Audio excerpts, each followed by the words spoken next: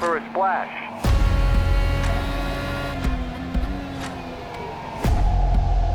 Three, two, one, now.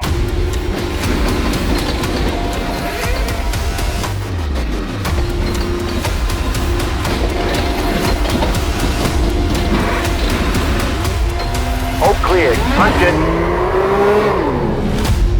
Great job, you did really well.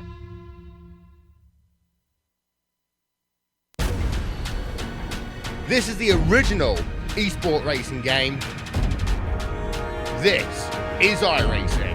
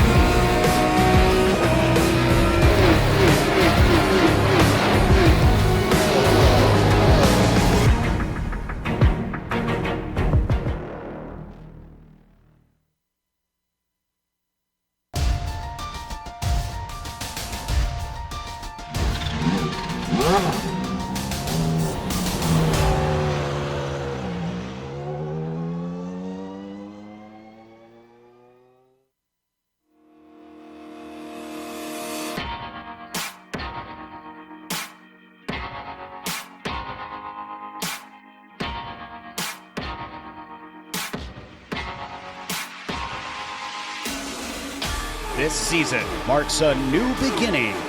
Witness the raw power, iconic sound, and pure speed from the historic Lotus 79. Experience the competition and glory days of early 80s open-wheel action. Watch as drivers wrestle these ground effects cars into submission. Drivers will face off wheel to wheel. For some, it's a chance at redemption. For others, an opportunity to make a statement. All sharing the same goal, to be crowned champion. Who will be victorious tonight? The Lionheart Retro Series presented by Butt Kicker starts now.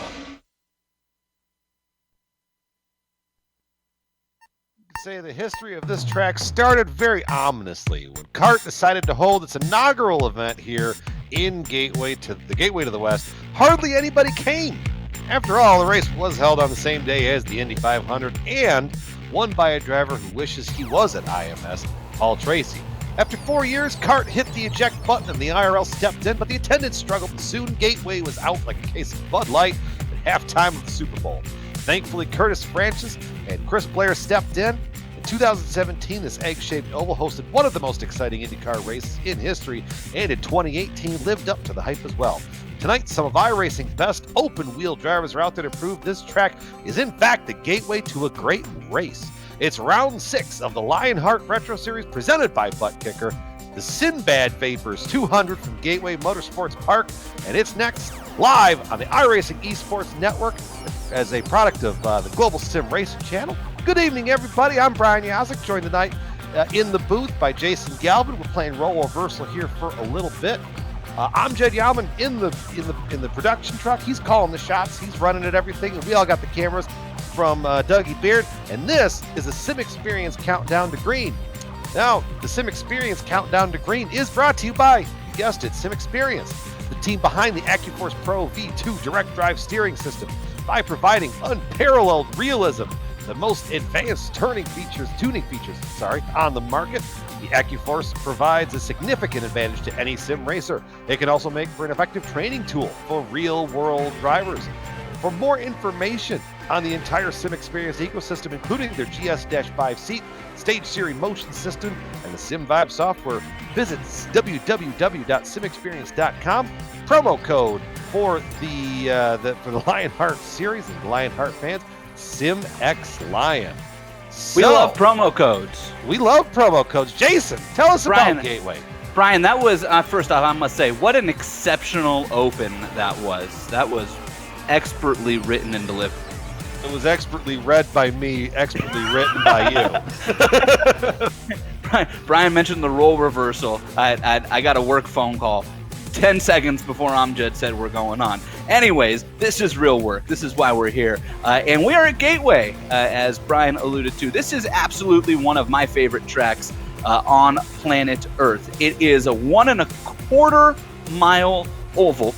It's similarly shaped to Motegi last week, or a lot of people compare it to Darlington, except for turns 1 and 2 are the tight corners here. 3 and 4 are nice and wide. 1 and 2 has a little more banking. You need that because you really got to find a way to carry speed through turns 1 and 2. 3 and 4, in this car especially, are flat out, wide open, mat it and go, and that's what we love about it. Let's take a look at a lap around this track with the GSRC Lap Guide.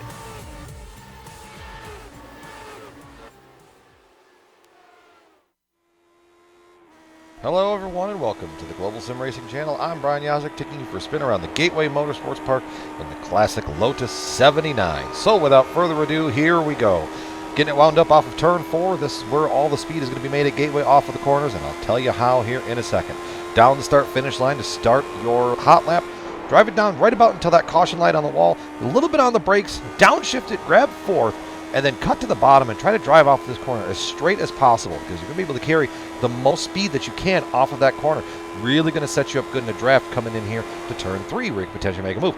Turn 3, you're not getting down into 4th gear. You're just kind of going about half throttle until about the apex of the corner and then back on it, swinging it out here wide to the wall, down the front stretch once again, off into turn 1, once again looking for that mark on the wall, getting on the brakes just a hair just to set the nose, down into 4th gear, down to the bottom, straight off of the corner, really letting this engine sing coming down the back stretch. Watch that part of the wall on the back stretch that's blown out.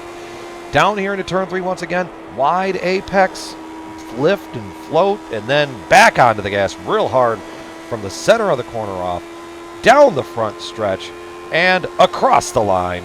And that is going to complete our track guide here around the Gateway Motorsports Park. I'm Brian Yazek. Enjoy the show. What an exquisite lap guide that was, brought to you by the friends at the Global Sim Racing Channel. Oh, wait, that's us. Brian, wait, was that you on that lap guide? I couldn't hear it. Was that a Brian Yazek? If there's a circle, if we do a broadcast where the series turns left, chances are it's me doing it. It's doing it, yeah. And then excellent. We're gonna go back and do some of the old ones and wipe those out too. So. Gotcha. So if you've ever wondered what like a 25th place qualifying lap looked like, we just got a good look at one there. Just kidding. Brian probably would have put it on the pole with that lap, actually. No. Hey, let's take a no. He says. Let's take a look at the championship standings as we go into round 6 here in the Lionheart Retro Series, presented by Bud Kicker, and it is Ryan Otis on top. The comeback kid, as I'm going to start calling him this year, the Oregonian who was runner-up in the inaugural series 2 years ago and then didn't run full-time last year, leads Sage Karam by 14 points. Sage was questionable to attend tonight, but is here. He's got this pretty busy event going on right now in Indianapolis. I forget what it's called, though. Jorge Sandman is third in points, and Paul Jenkins. Taft Baldwin, great run last week, is up to 5th. So the rest of the top 10 there. Big Joe Hassert and Mardi Gras Mall, both up 10 spots by virtue of their first and second place finishes in last week's event at Motegi. Team championship time here because we love our teams in the Lionheart Series, and they get big awards as well, and it's Raven Motorsports Black.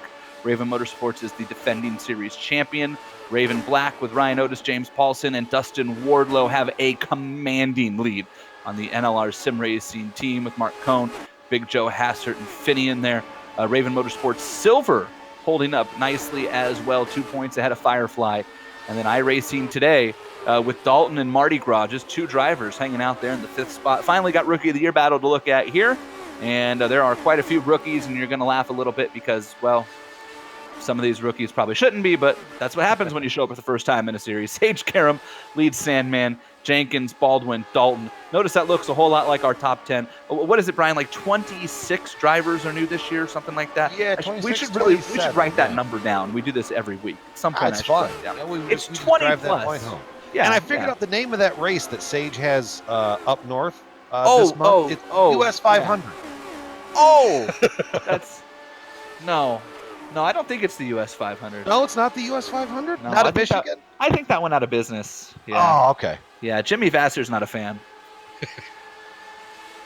Sage getting ready for the Indy 500, obviously, and has been in a real-life Indy car the last 2 days. Yeah. And then, what do we got? Fast Friday tomorrow, right? Yeah. Yeah, they turned the boost up tomorrow with qualifying this weekend. I know I was What do you think about that new qualifying format?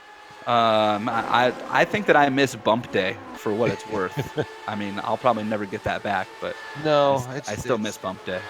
That was the thing, that was way back That's in the day. That's just what right. it did. It's retro. Pretty much, yeah. The retro series. Hey, weather today is going to be a big deal as you get ready to qualify here at Gateway Motorsports Park, which has a new name, by the way, that I missed, and it happened like 3 weeks ago. Did you catch what that was, Yaz? It's like worldwide wireless. Worldwide Technology Raceway Park at Gateway. What? That's easy on the tongue. Man, wow. God bless Lee Diffie when the IndyCar series gets there in real life. Worldwide Gateway. Yep, I'm hearing it now. That's it. Yeah, yep. Late afternoon, partly cloudy, 76, low wind is the weather settings here as we start qualifying. And Tyler Graff, who's going to run tonight, is not running full-time in this series, I don't think, but is running tonight. Let's take a look at the series details presented by Minus 273 while qualifying gets underway here, and you see Sage Karam roll out. These cars are the Lotus L79. Brian, what does that mean? That means they were the Formula One entry in 1979 by the Lotus Company. Graham Chapman, I believe, is the name that I'm looking for there. These were the first cars to introduce the ground pounder or ground effects. So basically, what you saw on the surface wasn't necessarily the whole story when it comes to grip. So these cars have a very, very unique way of driving about them. Ground pound. Yeah. Amjad's making fun of me in the chat. He's poking me with a stick. So the ground effects really let these cars have a way different feel. And a lot of these guys have driven the probably the IR5 on in the iRacing service, then the DW12, and now the IR18.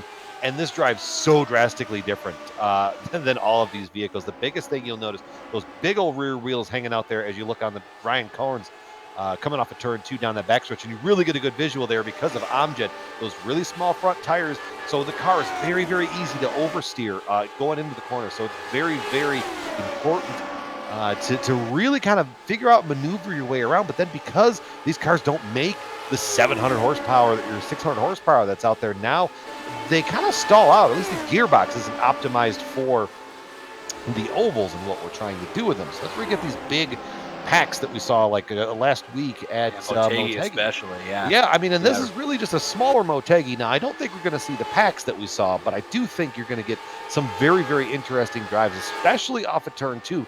That's such a crucial corner because it sets up basically the whole rest of the lap. Yeah, for sure. I recall last year, I think the last 2 years, I spent most of my race chasing Adam Blocker, who's the only driver to win here. He's on board with Ken Hacker, the Sinbad Vapors on board. That's one of 3 on boards. Ryan Otis in the Plasma Tracks, Mark Cohn in the Minus 273. I'm sure we'll see more of them. Sinbad Vapors, the sponsor of this race today, thanks to Ken, so we appreciate that. And qualifying here is about halfway through at Gateway. But yeah, I remember the last 2 years chasing Adam around, and it was really, it's interesting. With this car, it's usually a disadvantage to be the leader. We saw that last week. We've seen it most of the weeks, unless you can run like a perfect line, like Big Joe did at the end of last week. This track, I actually thought it was beneficial to be the leader because turn 1 and 2 is so hellacious. And you know exactly what I'm talking about. 3 and 4 in the Indy car, there's a little more, I guess, tactfulness or skill that goes into it. In this car, 3 and 4, you're just wide open and you can go wherever you want. You do have to be careful not to pinch the car too much coming off because we mentioned the big tires, and if it gets light on fuel and the tires are hot, it kind of floats, and some guys do struggle with this car when it floats. Boy, Chris Walker, that's the wall. That won't help. But 1 and 2 here, because it's so difficult, you usually have to downshift. You're not necessarily on the brakes, but you're using the RPM, and we talked about the torque of this car.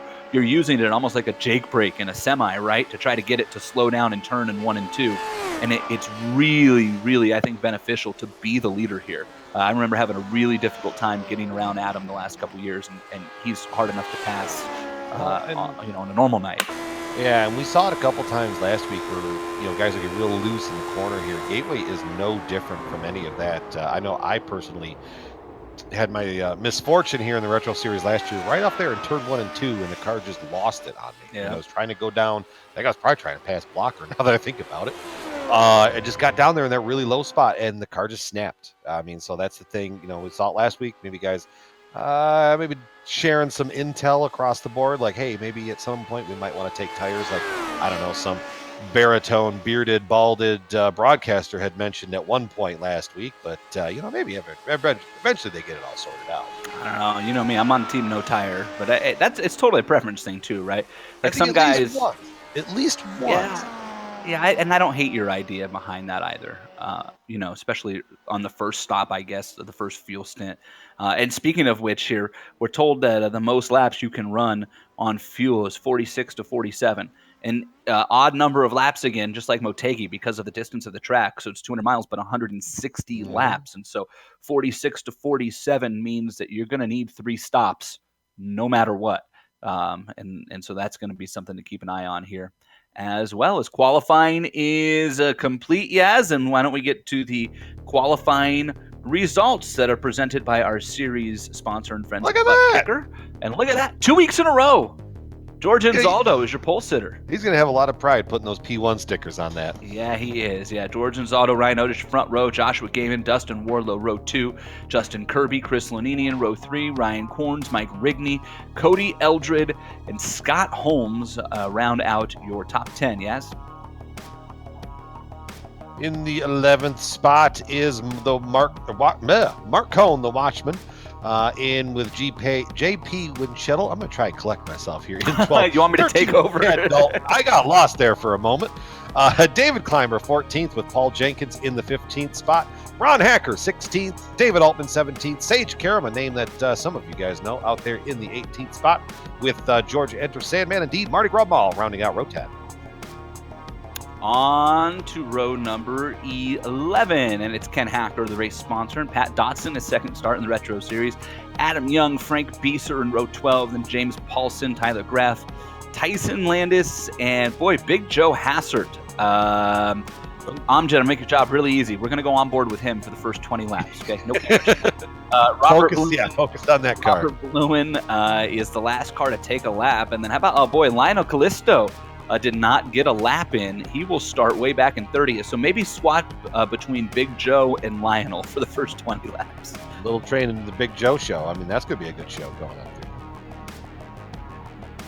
there. Finian, DeChuna, Eric Block, Travis Yeager-Lenner at the back of the pack there, as well as Chris Walker, as we are waiting for everybody to grid. Got 34 Lotus 79 machines out there on the Gateway Motorsports Park tonight. Look at that beautiful view. I think we're going to, and it's going to transition too with the way that the setup or the Dynamic Sky is set. We are going to transition, so these guys are going to have to deal with that switch from the day to the night in these cars. Now, in the Lotus, it might not be too much of a big deal, but still something that's going to be worth factoring in. Plus, hey, it's going to look real pretty on the broadcast too. Sure is. Hey, just one pace lap here.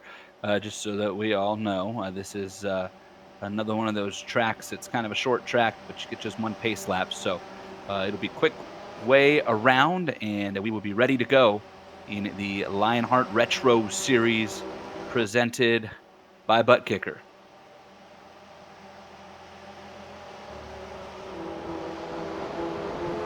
George Anzaldo, Ryan Otis. That is your front row.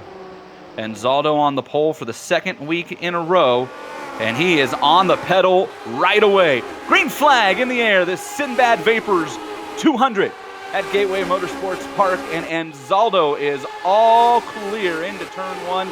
It's a battle for second with Otis and Gaiman as they get single file. Wardlow as well. Right away, the car's up front saying we want nothing to do with side by side, but a battle for the lead. Otis and the yellow's out.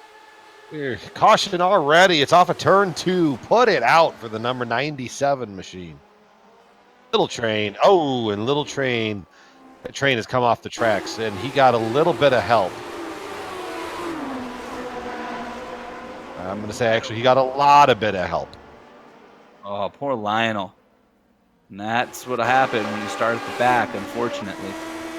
Car's cat, it's driving all cattywampus coming through there.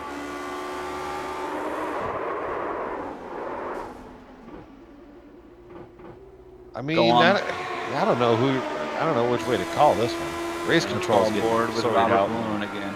I'm glad I'm not the one that's got to make that call. I mean, he's at the bottom and then... I mean, Robert's kind of there. I mean... very there. Yeah, it's almost like Lionel just maybe didn't think he would still be there. I'm not sure. What a tough break that is for Lionel. Yeah. He was one of the dominant cars last week, and was involved in that wreck. David Altman and George Anzaldo at the end of the race last week, our final caution, and he just kind of didn't. David, I don't think, knew that they were 3 wide and squeezed them, and Lionel and George went for a ride as a result. This week, Lionel doesn't get to turn 3. Heck, he barely made it to turn 2. Yeah, he's just kind of that wraps up his whole season in a nutshell so far. Just, you know, the old cliche. You know, if he wouldn't have bad luck, he'd have no luck at all this season. So really, when it breaks down, it's just an unfortunate start. But we still got a couple races here, you know, throughout the year. We got let's say we're on 6 of 19, I believe, right? 6. We are on 6 of 18. 6 of 18. Okay, so still got 13 races to make a comeback. And drop weeks, of course. And drop weeks. Now he's probably exhausted those. Let's face that one. He's probably pulled those out of the hat. As we go riding on board with Ryan Otis there on the plasma-tracks.com machine. Look at that beautiful Midwestern sunset here at the Gateway Motorsports Park, or the Worldwide Technology Raceway at Gateway. That's going to be a mouthful to say. Yeah, you're right. Now I can't wait for Lee Diffie to get here, or Paul Tracy just to give up on it. This is, until iRacing says otherwise, this is Gateway Motorsports Park. And really, like I said, making the executive decision. There you go. And I think Paul Tracy would just give up. He'd try saying Worldwide Technology, and then he'd just say, well, the track. I love Paul Tracy, but there's a lot of things. Yeah. Yep. Yep. There's a lot of things. Yep. Lights are out on the Mustang. That's good. That's also in Paul Tracy's mind sometimes.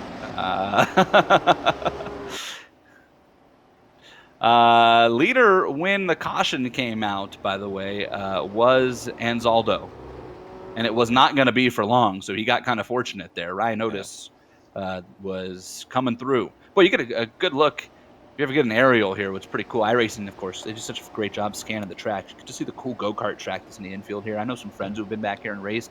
That is one of the coolest go-kart tracks. Look at that right there, the real wide shot here in the GSRC chopper. You see the traffic coming on the road back there. Oh, pretty man. Cool. Yeah. Fields up, though, in turn 3 and 4. This is where traffic's going to get real interesting here. Yeah, Jason. no, wait till we get to turn 1, then you want to see traffic.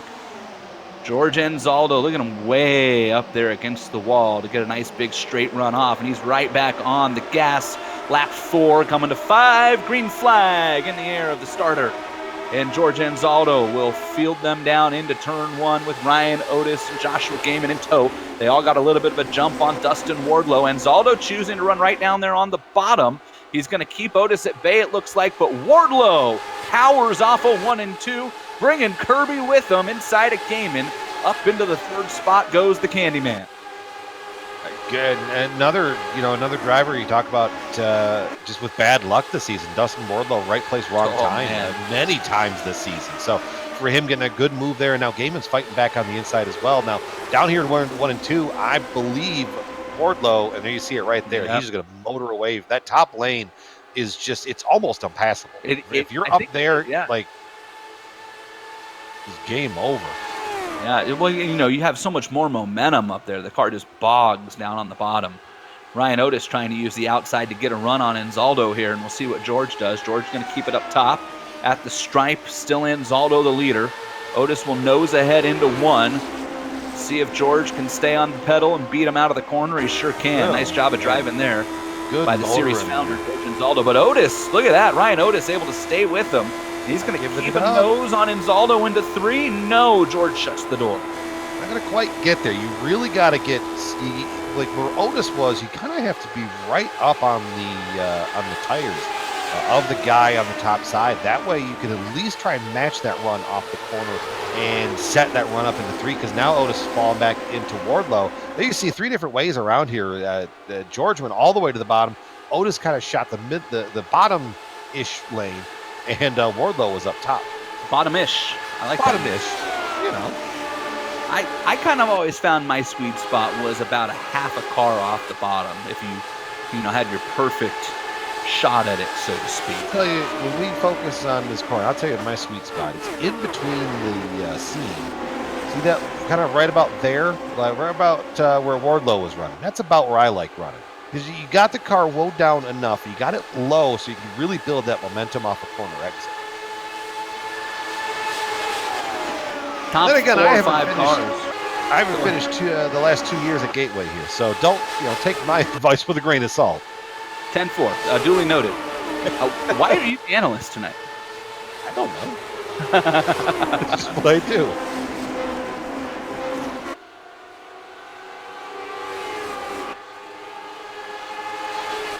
And see, now you critique me, and now no one talks. That's how that happens. No, I'm just, come on. Sometimes you just got to let the fans enjoy the race. That's true. Paint the picture. Enhance the picture. You don't have to paint it. They can see the picture. Jorge Sandman, the leader of all 11 laps, his first laps led in his career here at Gateway Motorsports Park in the Retro Series. Interestingly enough, we mentioned Adam Blocker, who's literally just been dominant here. 126 laps led in his 2 wins. And that included 123 last year, so he took the lead late in Season 1, I guess. Ryan Otis actually led 55 laps, which was a race high in the first season here. Now, that was when it was a 120-lap race, 150 miles. They added 50 more miles last year.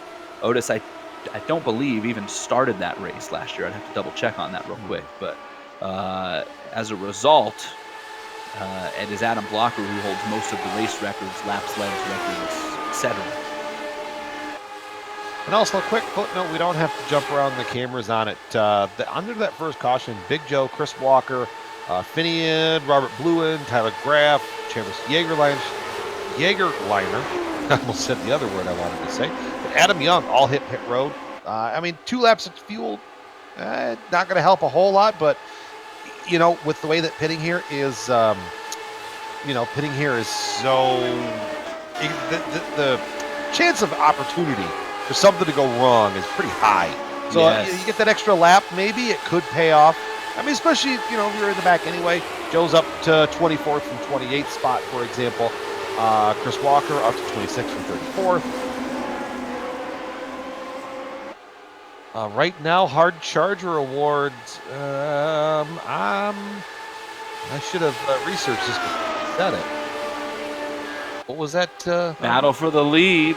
Oh, yeah, battle for the lead right Ryan there. Otis gets around Jorge Sandman. First lead change comes as we turn it over to lap 15. It is Otis to the front to lead his 56th career lap at Gateway, and he is trying to bring Dustin Wardlow with him. Wardlow, interestingly enough, has not led a lap here either, and he's usually very good on these types of trouble. He's good in this car in general, but the winner at New Hampshire last year, which a lot of people would say turns 1 and 2 are very similar to New Hampshire in this race car. And here comes Wardlow inside of his teammate Anzaldo, so we'll see how nice they play here. It's also side-by-side between Gaiman and Rigney is what you see back there. Pardon me. Yeah, that is Gaiman and Rigney that you see side-by-side for the 5th and 6th spots right now. And George still sticking with that bottom lane down there in 1 and 2 as well. We're kind of keeping an eye on to see how that filters out, but Wardlow, he's going to try that bottom in 3 and 4. That's definitely the preferred passing lane. He's going to get quite clear.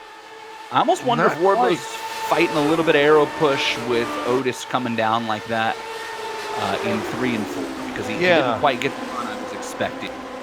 He's trying to get it back down in there that time, but George is going to fight back on the top side, and he's going to get that draft. He's also going to bring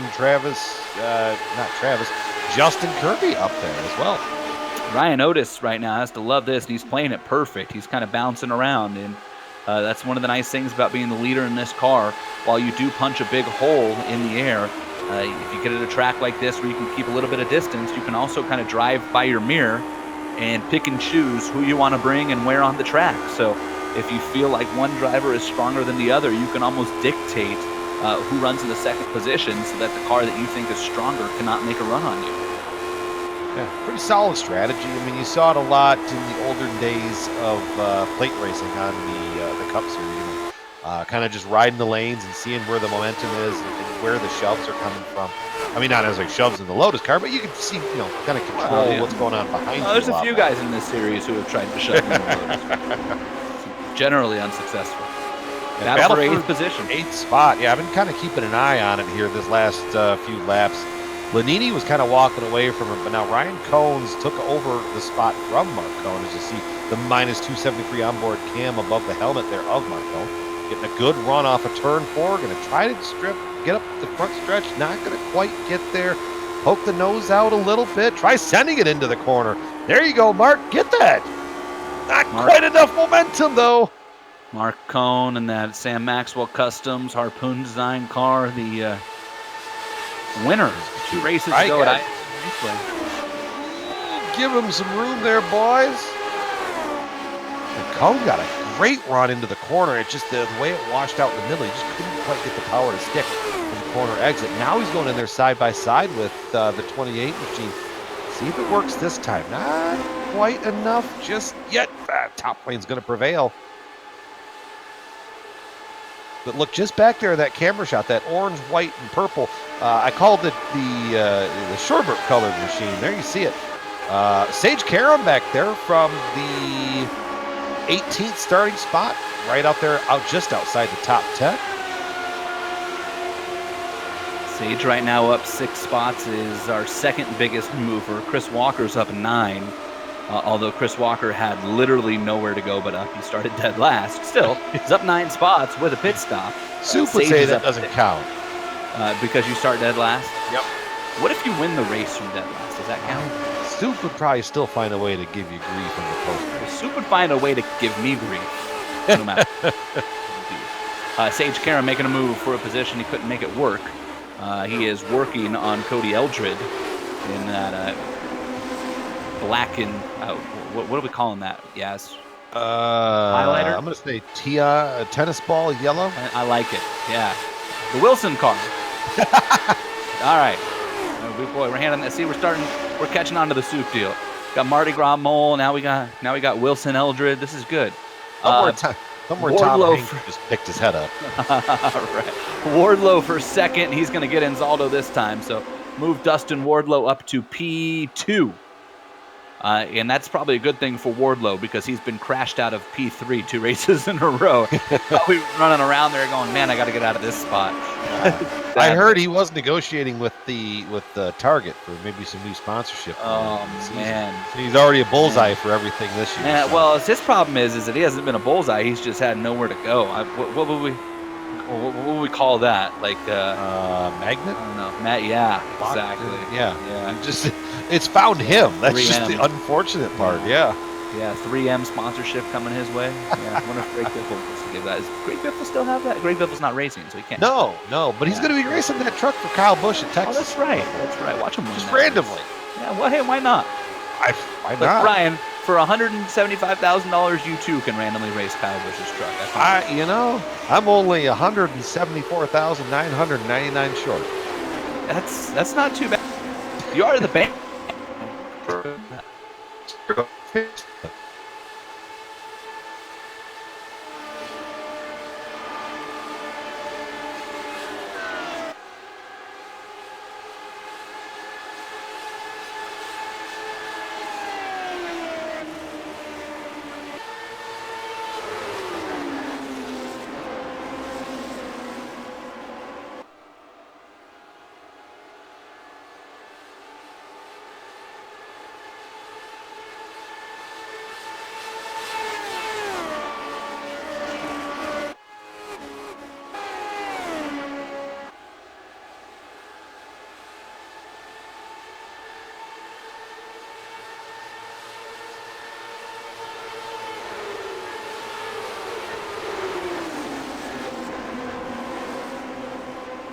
Technical difficulties, and we're back just in time to see Mike Rigney and Josh Gaiman and Chris Lanini. Oh, big And problem. we got a wreck.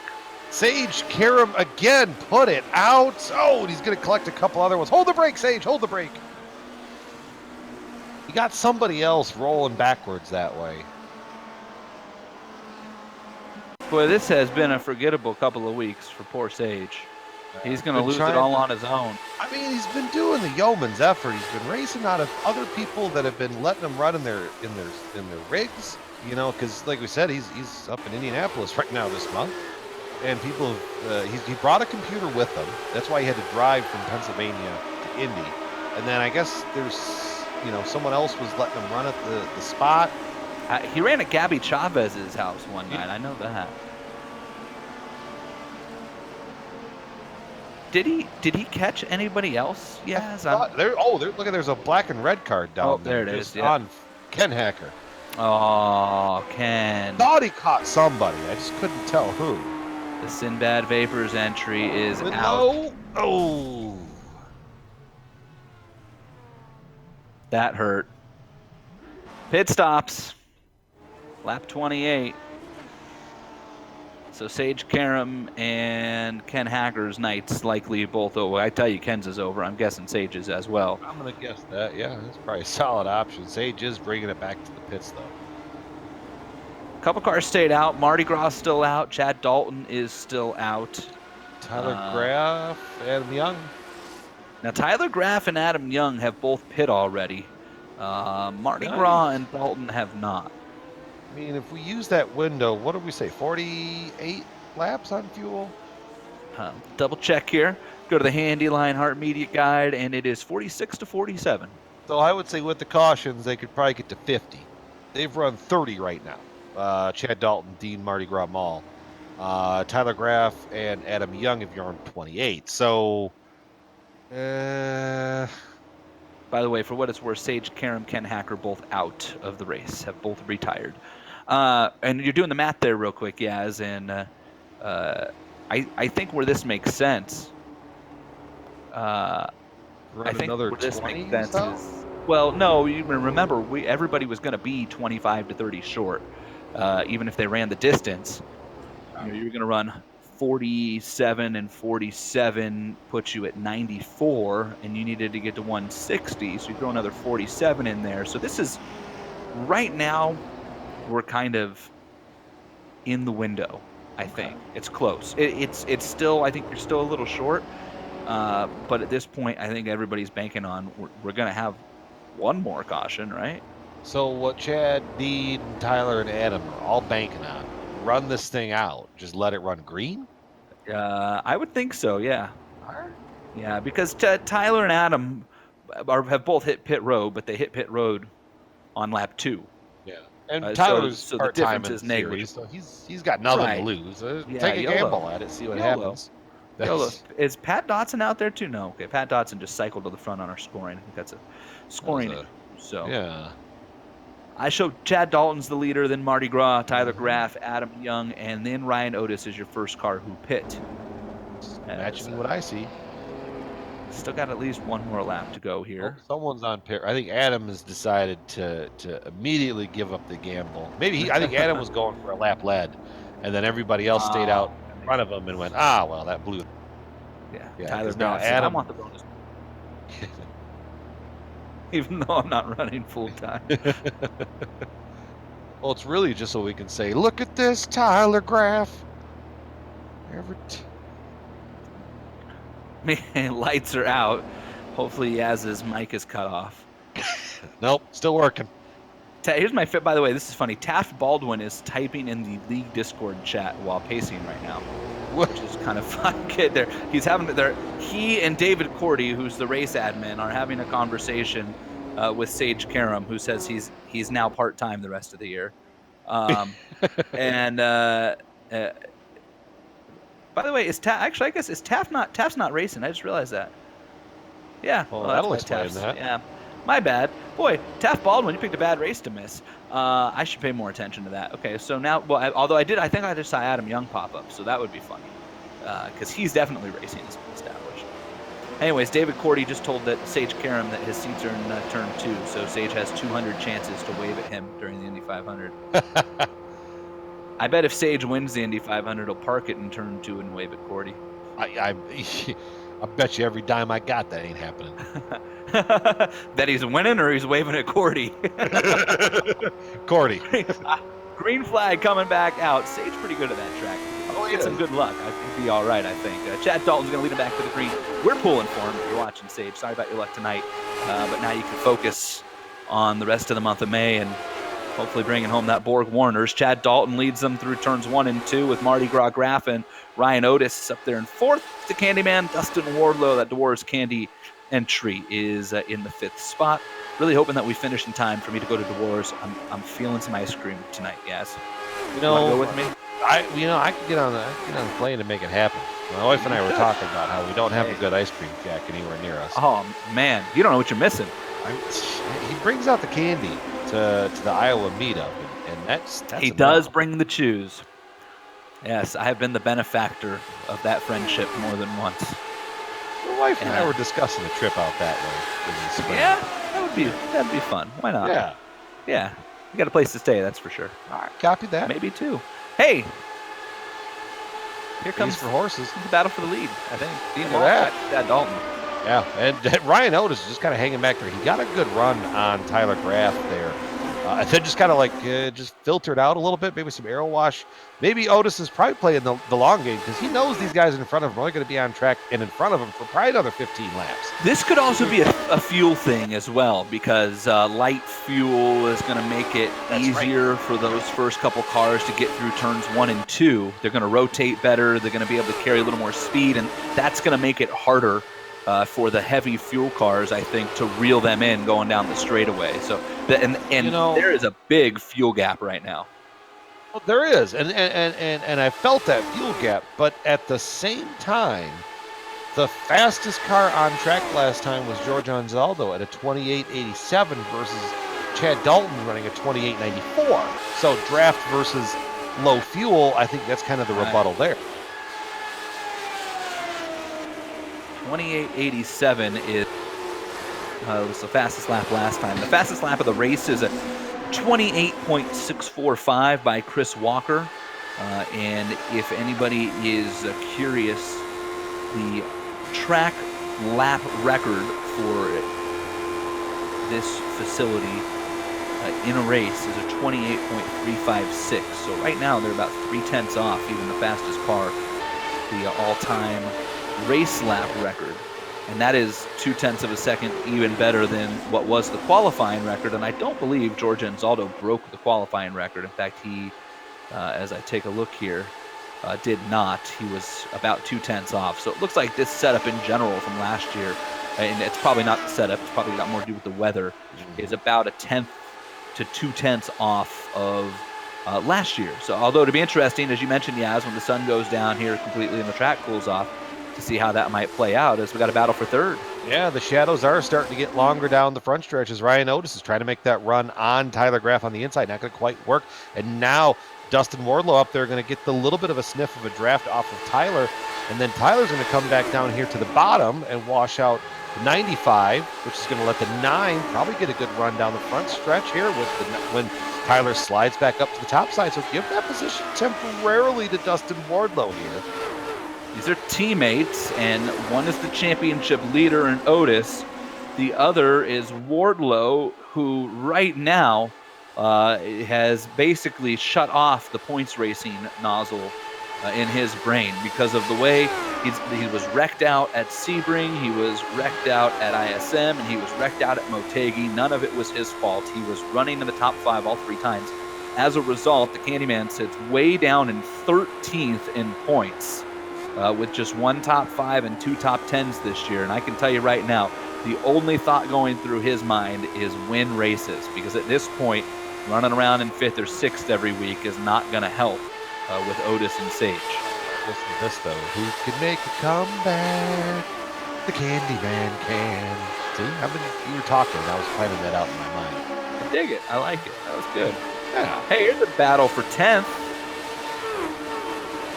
Josh Gaiman right there, side by side. Got a good battle going on with Mike Rigney. Gaiman gonna take the position away. No, you're gonna defend the position in that time. Getting that good run from the top side, but just like kind of what we've been talking about all night, Rigney's gonna get that run and that big draft down the backstretch, and that's gonna let him pull up down going into turn 3. Then coming off of turn 4, you try and set this up just a little bit again. I mean, Wardlow kind of worked it at Wardlow and Otis actually at the beginning of the race really worked it to perfection. Kind of how you were passing people. So seeing Rigney trying to get that run back, and he's going to get a good run off of turn 2, revving the motor out there in 3rd gear. Come on, there you go. Shift it to 4th and pull out there, Rigney. He's trying to grenade that motor, I think. He's trying to do the Big Joe celebration, but on lap 43. Yeah, speaking of Big Joe, last week's winner off the 23rd. Taking his time. You got that. Patience is of the virtue. Chad Dalton, you're not missing much out front as you look at Big Joe. Chad Dalton continues to lead. Big Joe Hassert, mentioned, started 28th, sits in 23rd right now. Oh, no! Frank Beeser. Oh, Frank. Pushed up. Put Get another look at it here. it out. Amjad shouting in the microphone there was the kind of precursor that something was about to go bad. Amjad was the big yell. I mean, we're missing Yazek screaming, "Put it out!" We're trying to. We got to remember that Amjad's not on air. I turned over a new leaf. Here's another look at it. Boy, Frank he just had a wrong trajectory out of the corner. I don't think he was expecting Joe to be there. That's going to be on Frank, although no harm, no foul, it looks like. I don't think it hurt either car. Now Chad Dalton and Mardi Gras are going to be pitting. Tyler Graff staying out. Which at the end of that fuel run, that's going to be a bold strategy. Let's see if it pays off for him. Yeah, I mean, if he's playing, I think you got to play the long game here. And I think that's what Tyler's kind of forced himself into. Is he can't really alternate strategy now. There are a couple of cars at the back of the pack that have also hit pit road here. Quite a few, in fact. Robert Bluen, Finney Tuna, Big Joe. Landis, Jagerliner. Eric Block, it looked like, as well. So pit stops complete for a couple of cars up front, most of the cars at the back. Tyler Graff cycles around to the lead ahead of Dustin Wardlow and Ryan Otis, and we will take a break. You're watching the Sinbad Vapors 200, part of the Lionheart Retro Series, presented by Butt Kicker on the iRacing Esports Network.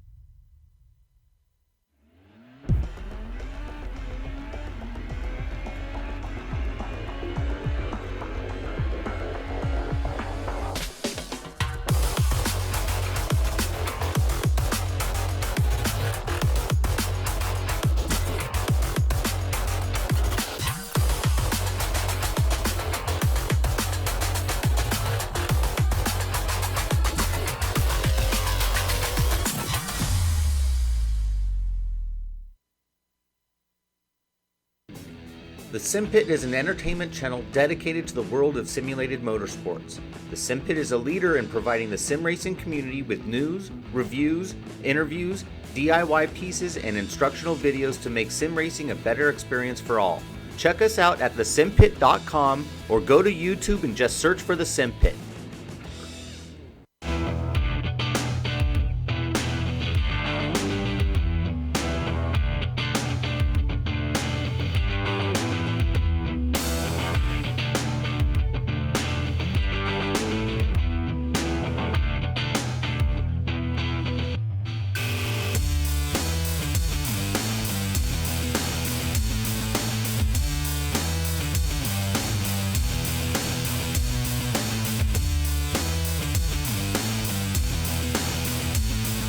1 lap till we go green in the Sinbad Vapors 200, working lap 48 on the iRacing Esports Network. I'm Jason Galvin.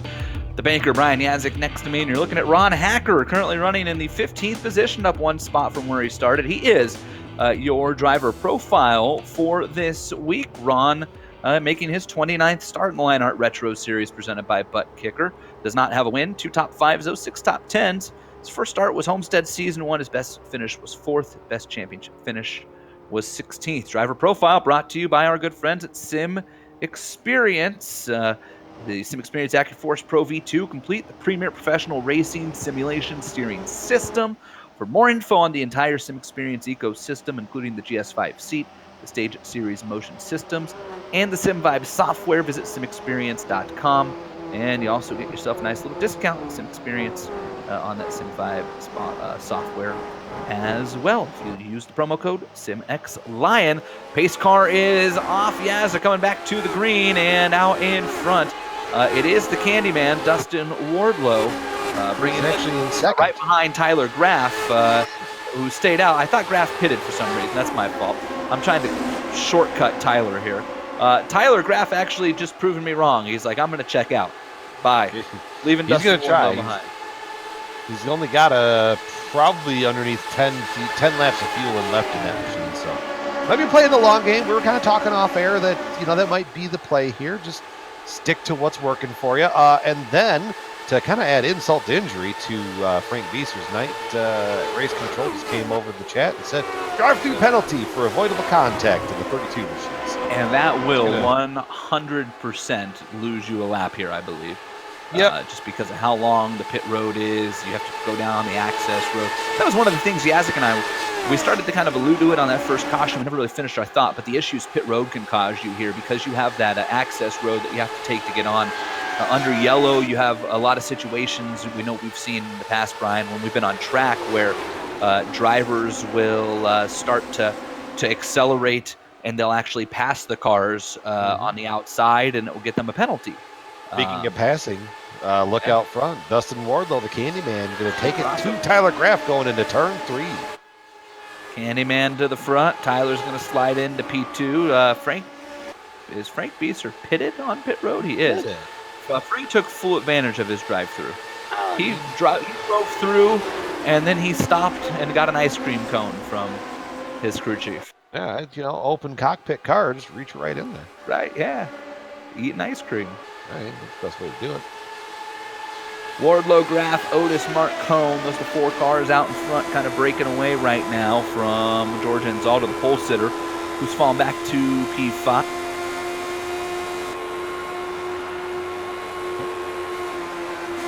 Really confused. I thought Frank Bieser just served his drive-through. Yeah, and they're calling it again. Did he hit somebody again? I don't think so. I honestly just asked if he stopped. If that's the rule, that would be news to me, because in professional racing, if you get a drive-through, you're allowed to stop. I mean, you're already down there. No, aren't you? usually. No. I don't know. You get a drive-through. You got a drive-through. It's a penalty. So therefore, if you hit... Well, Frank didn't get the memo because he just pulled into his stall again. I mean, I'd just say sympathy at this point.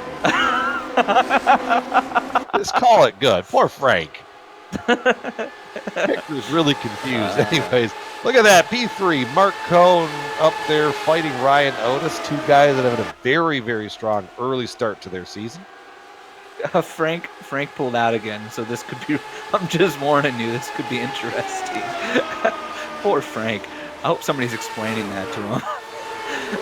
Cone inside of Otis here. Tyler Graff doing a nice job kind of hanging up there, mixing things up with these 3 cars. That lighter fuel is probably helping out here a little bit. Definitely.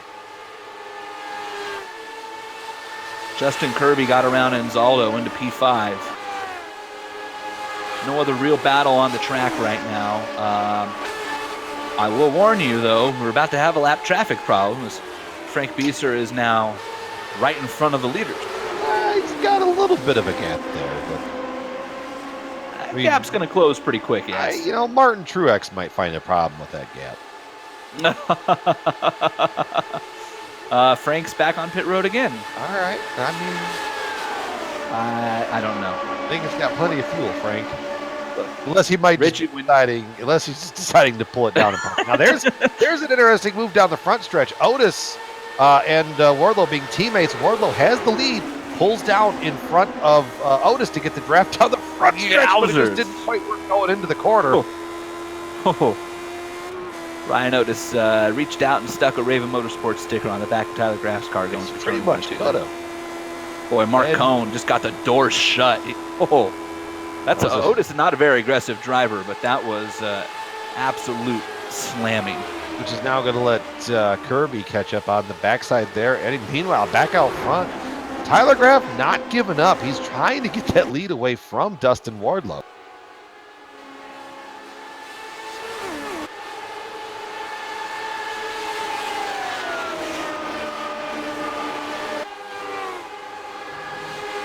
Frank cycled back out. Unfortunately, 3 laps down. Now he's right further ahead of the lead. Yeah, he picked up 10 car lengths. Maybe that was his strategy. Like, I'm going to get out of the way by coming down pit road. I don't know at this point. Yeah, I don't know. Dustin Wardlow leading his first laps in the Retro Series at Gateway right now. Tyler Graff pit road. Oh, and as he's pitting, Justin Kirby spins. Oh, no. Tyler's going to have to make an aggressive maneuver here. Yeah, he's going to get stuck with a penalty. Yeah. I mean, this is something we've talked about. It'll be interesting to see how the admins handle this, because we've discussed this exact situation with if you're committed to pit road already, and if you just drive through, like in real life, them waving it. Now, Tyler, maybe he has to take fuel, so he's got to pull in anyways. But at a track like this, we've had that talk about, like, well, too bad. But at a track like this, you commit in turn 3. That's pretty difficult. Boy, Kirby just too much rotation on the wheel. Was that the caution? That was the caution, I think. Because the car got sideways? I wonder if race control threw that. No. I'm curious. It would say in the chat right there. That's true. That's true. It would. Yeah. All right. I mean, I didn't see anything else. Did you? I'm gonna go take a deeper dive, but. All right, you take a deeper dive. I'll take a look at pit road, because most of the leaders are on to pit road as we work lap 60. Now, this really puts us teetering on the border of the window. If you can go 47 laps, it means that you're about 6 or 7 short. You've got some caution laps here for the rest of this run. So in reality, you probably need 2 more total cautions for the rest of this race to make it a one-stopper. Everybody's in. I don't see anybody really taking tires. The first one is in Zaldo. George taking tires. Wardlow will beat Otis. Here comes Cone. Battle off of pit road is going to be for P4, 5, and 6. And it's Rigney over Kirby and then Anzaldo. And I wonder if Kirby was the true cause for the caution. The only thing I could find, I mean, when I focus on the pace car, and then the second the lights come on, I pause the replay and I scan around the track. And the only thing was the tire smoke from Kirby. So there's no sense of sugarcoating it. That's a weak caution. For sure. Tyler's going to come back down pit road. I'm going to go double check on this here. I'm going to bet that might be a self penalty or something of that variety, because had he stayed out, he would have cycled back around to P3, which would have given him a fairly huge advantage from where he was at, because he wasn't going to cycle back out there. Now, I don't know. I've really never been in that spot, so he's going to come back in and top it off with fuel, I guess, for the moment.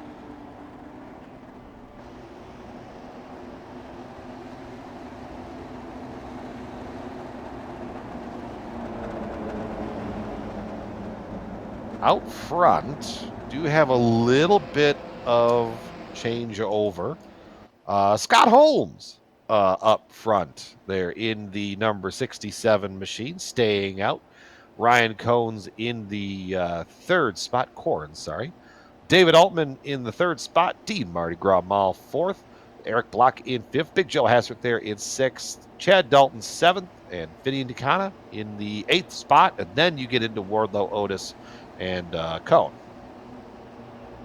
Official award from race directors Pierre Dagley and David Cordy. Caution for Justin Kirby's self-spin. It was sim Tokyo thrown. Drift. Yeah, sim thrown, Justin Kirby caution. No penalty for Kirby on that one. Tyler Graff has an end of longest line penalty, so he's probably just topping it off. That was also sim thrown for entering a closed pit.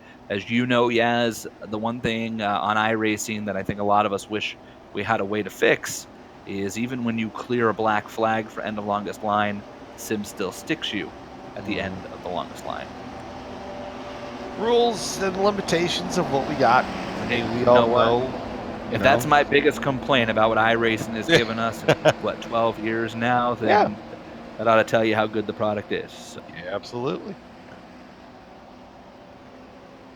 James Paulson apparently dropped out, by the way, very recently.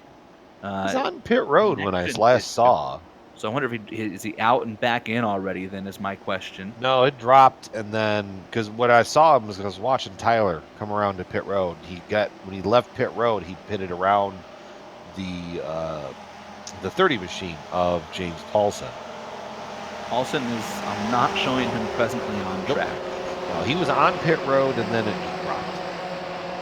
That was a connection issue. So he is currently out. The lights are out. The pace car is off. We're ready to go back racing. And the green flag is back out in the Sinbad Vapors 200 with Scotty Holmes leading for the first time in his Gateway career out in front. And boy, did he get a big jump on Ryan Corns, David Altman, Marty Gras, and Eric Block are your top 5 as they roar down the back straight. I mean, that might even be in his Lionheart career period, with Scott Holmes leading the race right now. Have to get someone to Sherlock us that one. That is Scott Holmes' first career lap led, indeed. There we go. Battle for the 4th spot. D. Mardi Gras Mall has it. Eric Block wants it. That green and blue and multicolored machine. You see right in front of him, though, David Altman and Ryan Corns fighting over for the 2nd spot. I'm going to go ahead and call Eric Block the Hulk. That's what that car reminds me of. I can see that, yeah. Yeah. Eric Bana or... No. Does anybody remember Eric Bana as the Hulk? Did that actually happen? Yeah, I think it did. Unfortunately. Up front, 2nd spot there. You see Ryan Corns, David Altman, and Altman has moved up into P2. David Altman has had an interesting last couple of weeks, to say the least. Was in a position to win at ISM. Spun out of the lead. Was in a position to battle for a win last week at Motegi and clipped Lionel and caused the final caution of the race. So he has definitely proven that he can run up front. The problem has been finishing up front. See if Altman can turn his luck around here this week. Done a nice job pulling away from Corns and Dean Mall as well. Absolutely. Coming around on lap 67. We're going to complete 67, going to 68. By the way, look at the end of that first little lead group of cars there. How about Big Joe Hassert? Now, I know you did it with track position and cautions, but he's up to P6, and he's all over the back of Eric Block now, kind of searching around. So Big Joe decides that he's going to play the strategy game a little bit, and I don't totally hate that, yeah? No, absolutely not. He's going to be up there, second most fuel, basically. So he and Dean Mall are on the same strategy. They've got 20, along with Finian and Chad. Correct. Whereas Scott Holmes, David Altman, Ryan Corns, and Eric Block, they're all going to be into pit road in about 10 to 12 laps. And here's where the Big Joe deal kind of works out, because at this point, nobody can make it on just one more stop. Even the cars that just pit are going to need probably 6 more caution laps as Big Joe looks inside of Eric Block down the front straight here. So at this point, Big Joe's kind of in the driver's seat. That strategy is in the driver's seat. Well, wouldn't you say, though? I mean, they're at 91 to go right now. So if you split that in half, it's 45 and 45. So technically the window opens to one-stop it from the next time around. So yeah, you're right. This is kind of an interesting ploy of things. But, Scott Holmes, Altman, Corns, I think those guys are going to be in a pretty good spot, too, if this race runs green. As there you see Altman battling for Holmes for the lead. Give it to Altman now. Good move going down there into turn one. That's the first time we've seen anybody take the lead on the inside of turn 1 and 2. It's David Altman on lap 71 around Scott Holmes, and it immediately opens up 2-3 car length gap as they come up off of turn 3. David Altman to the point for the first time at Gateway. And David, he loves running in the series too. He loves running Lionheart. You see him on social media every week, plugging the series, plugging the league. Just a great guy. So good to see a little bit of success trickling his way as well.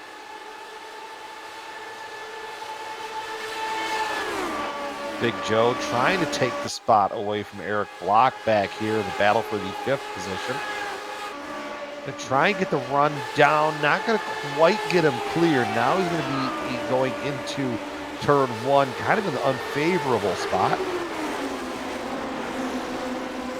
Big Joe with some career change and a geographical change as well. So good things coming in waves, though. He gets his win, gets that monkey off his back, gets that new job. Right? Yeah. Still waiting for my win after all my good news, but I just being picky. Didn't you just get a huge promotion? Just a little while ago. Yeah. It's been like a month. But see, Joe won. I haven't won. Oh, you win for the win. Okay, I got it. Yeah, that win. No, the only win that Detroit. matters. Detroit next. I'm feeling it. Yeah, I'm feeling it too if everybody else crashes. Yeah, exactly. And of course, no pressure. It's the LPM, duels in Detroit.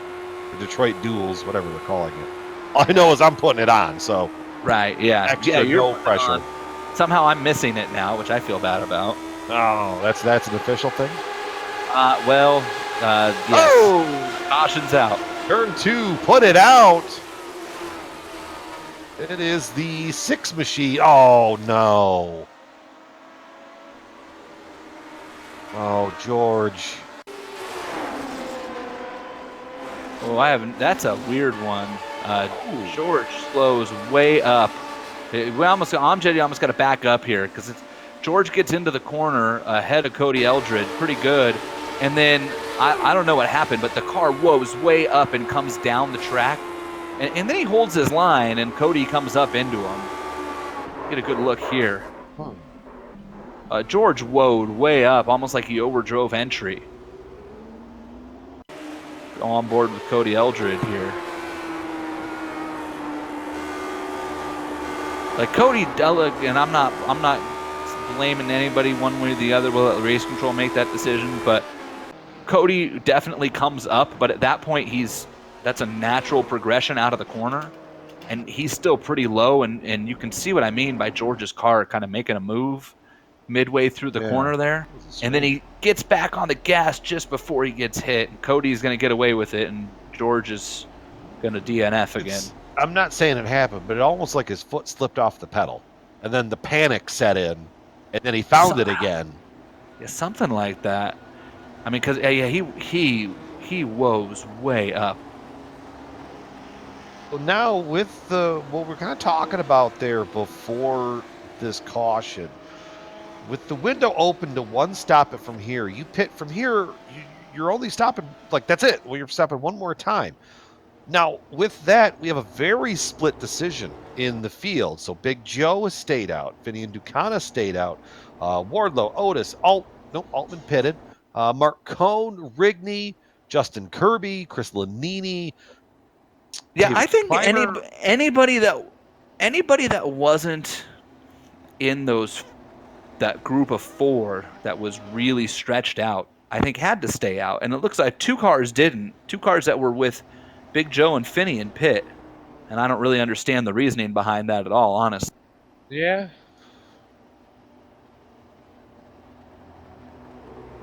I mean, they're driving it. We're just talking. That is true.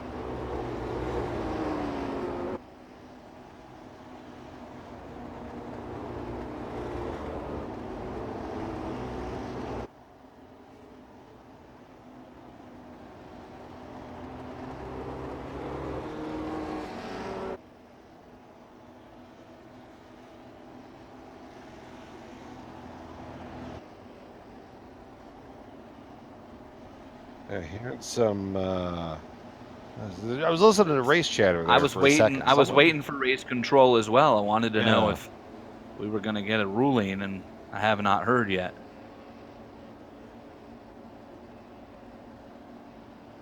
David Cordy says avoidable contact, Cody Eldred.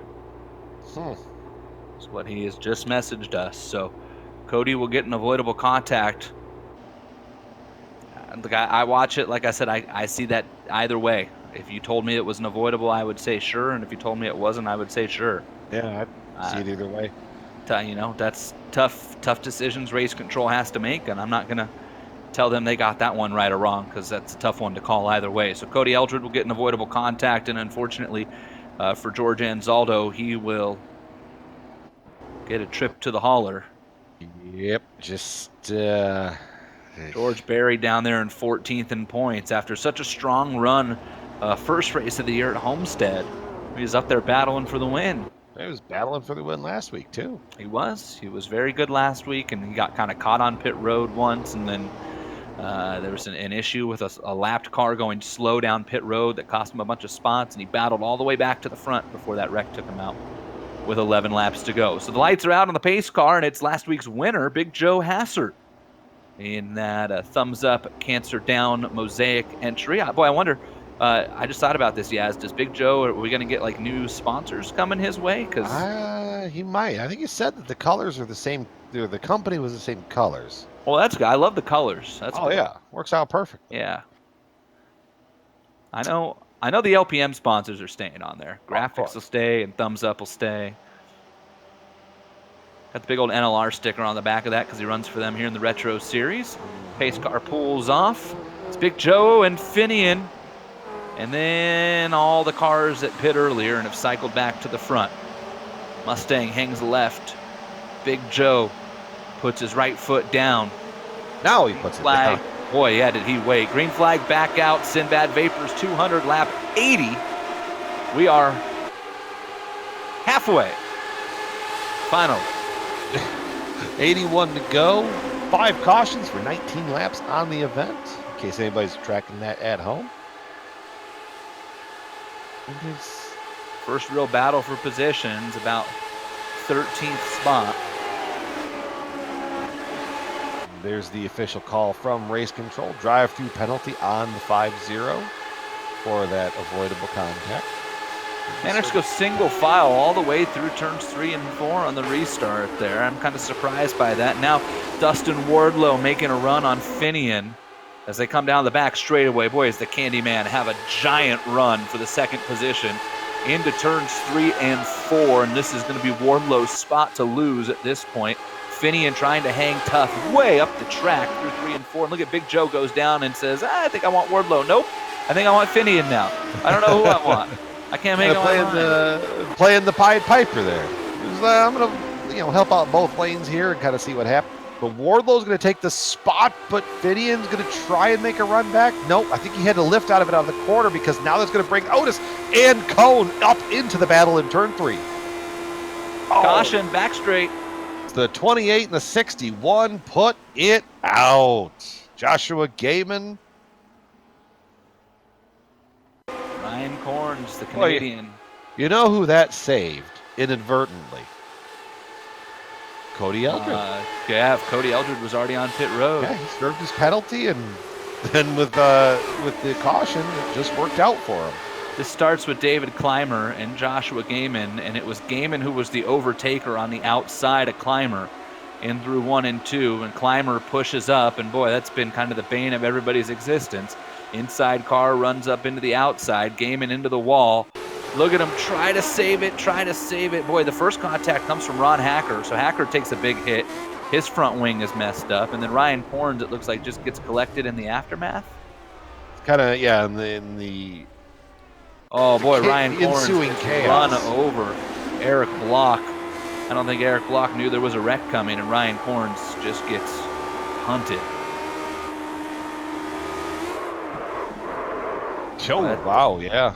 And that's on Eric Block, because I just went and watched the onboard, and I mean, clear as day, Eric can see the crashing cars, and he is in the throttle and just runs Ryan over. We're going to call a spade, right? Boy, I tell you what, Amjad, if you want to see a change your diaper moment, and with a 7-month-old, I got plenty he can borrow. Jorge Sandman. Let's go watch the replay of Jorge Sandman during that. And George, and wait a minute, I was going to bring it up right before the yellow came out. George pitted for some reason. No idea why. I don't see any damage. He had a penalty. Because I think he stayed, like, you remember how we're talking about the turn 3 entry with people staying on track? One of those. Yeah, I think he got snagged on that because that's what I was listening on the race control channel. Gotcha. Just trying to hear that call. Yeah, because so George was coming off of pit road, and if you go on board with Jorge Sandman here, I mean, boy, he and Ryan Corns, yeah, here. Oh, that's not him. We'll get there. Amjed's freaking out. I trust him. We got lots of time. He's just putting all sorts of pressure on Amjed right now. And now we're just looking at Sandman leaving the pit road. Yeah, you're going to get a good idea of it here. The onboard is the real money maker, but just watch this. The money shot, right? Oh, goodness! That's what I told you. Just coming off the pit road, like, oh, I'm just going to mind my business. Gotta see. Here you go. Watch. Yeah, just minding my own business here, guys. I'm just going to try to merge and... Yeah, everything's okay. Everything's not okay. George did a good job getting out of the throttle and not panicking. That needs to make the highlight reel for next year. Yeah, that'd be good. Old, that reminded me like those old Indy highlights for the intros. You know, that camera sitting over the shoulder, car spinning out. I love that. I love that old camera. I got that theme song stuck in my head. That's cool. Delta Force theme. In case anybody's out there is curious, you can go on the YouTubes and find that. Let that get stuck in your head and fill your mind with the old memories of Paul Page doing the intros. There we go. I love Paul Page. Hey, while we're talking about Big Joe, who's up 27 spots in the lead now. But how about a shout out for a couple of guys who started way at the back? Chris Walker started dead last, is up to 10th, up 24 spots, and even more impressively to me, because he was my teammate last year on Raven, 2 spots back of Chris Walker is Travis Jaegerleiner, up from 33rd to 12th, 21 spots for a driver who literally could not be any more vocal about how much he absolutely loathes and despises all things oval tracks. And he's in P12 right now. And Attaboy, he's on Travis. the same strategy as pretty much everybody else on the field. So he's earned that. He's been hustling that car. He sure has. He sure has. Hey, you know the Lionheart Retro Series this year, Brian, brought to you by our good friends at Butt Kicker, and we appreciate all they do for the Lionheart Series. Butt Kicker products add instant immersion to any game. Unlike a subwoofer that moves air and loses accuracy and force, the Butt Kicker products move actual mass. They produce a haptic immersion. It's powerful. It is accurate. Butt Kicker products add the missing driver to car connection. They bring more realism and immersion to your racing sessions. You can see the full family of products at thebuttkicker.com. Don't forget about that promo code LION25. LION25 will give you 25% off your order. Guys, 25% off Butt Kicker. Send that promo code to everybody you know. Okay, your brother, your sister, your aunt, your uncle, the guy on the corner. Everybody needs haptic immersion in their life. thebuttkicker.com. Pace cars off, Big Joe Hassert. Bringing that NLR car down the front straightaway. Green flag back in the air, lap 86. And we're racing with the Big Joe Show, leading the Candyman, Dustin Wardlow, Ryan Otis, Mark Cohn, Mike Rigney. By the way, I should fix this now while I can, yes, because Joe jumped all over me on the post-race recap from last week. I said that the Big Joe Show was self-anointed, and apparently Sean Ambrose gave him that moniker. I remember that. I remember that little spat right there.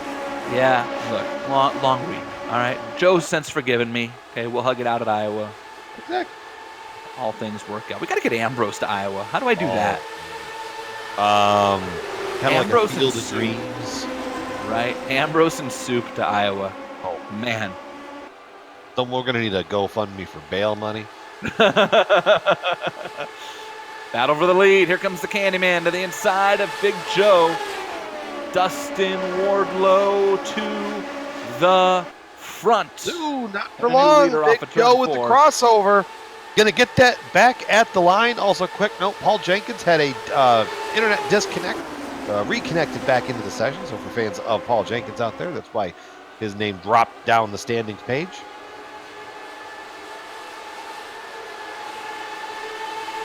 Wardlow out in front of Big Joe, comes back to the inside in turns 3 and 4, and these two now. So this is what happens when you get a couple of good cars up front. Two of the best in this series, two of the best on an oval. Here comes Mark Cohn looking inside of Ryan Otis. Two pit bulls battling over a stake. That's what's going on for the lead up front. As Mark Cohn gets a good run around Ryan Otis, move the Watchman up to the 3rd spot. Mike Rigney, Justin Kirby are there as well. It's a good old JR that used to say business about to pick up. Yes, sir. 70 laps to go, make it 70 even, as they call it. Also used to say beaten like a government mule, so. Well, that was a factual statement for a long, long time in Oklahoma, which I believe is where good old JR is from. Yeah. Boomer. Wardlow back inside of Big Joe. These two are just going to keep swapping spots, and it's working. Although here comes Mark Cohn. You call him the Watchman. I'm going to call him the food critic. He's earned a dual nickname ship in the Lionheart series. He's got both. I'm going to start calling him Sushi in a minute. Sushi. Think about it. He That forces might his way up. stick. Yeah, Oh, he man. forces his way up in the middle there, hangs out like a California roll. I don't know if I used that right. I don't know what sushi really does. Yeah, you guys don't Other get than it's sushi food. in Michigan, do you? No, we have whitefish and trout and walleye. You get yourself some of that. That's some good stuff. Say we have whitefish. Yeah, it's a thing. You laugh. Google that right now. Whitefish. It's a thing in Michigan, and it tastes delicious. It's because you don't know any better. Oh, boy. We are spoiled on the coast, that's for sure. Our family owns a business in Maine. I have to hear from them all the time about See, we both lobster. leave that one. Yeah, exactly. Yeah, anytime that I give them, any sort of grief, their response is, I'm going to go eat my $4 lobster now. Oh, Yeah, exactly. they win. Meanwhile, Wardlow officially leads the lap, and Big Joe's not going to get back around him this time, so Dustin had to work for that one, but he's taken the lead from Hassert. Mark Cohn has been unable to clear himself from Ryan Otis, takes a defensive line into turn 3. Going to make the points leader go the long way around 3 and 4, and Otis can't quite get there. And Mike Rigney, shout out to Mike Rigney, who's just quietly hung around in the top 10 all day and is still there. Big Joe back inside of Wardlow, meanwhile, so they're 2x2 up front. And it's Wardlow just rolling the middle. And Dustin looks awfully comfortable up front right now. Does. And keep an eye on Big Joe. Going to be making a dart to pit road here anytime. 50 laps that I'm seeing since he last pitted, even with all the cautions, that should maybe only stretch him out just a little bit.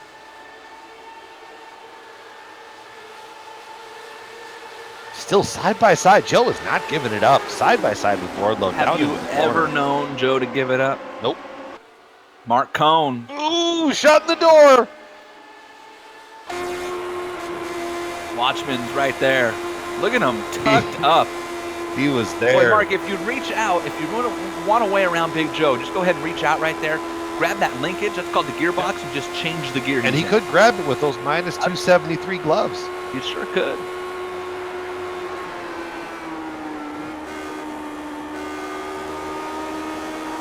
Speaking of discount codes, Yeah, minus LHRS. 273. Yeah, Use the code buddy. LHRS, 25% off at minus273.biz.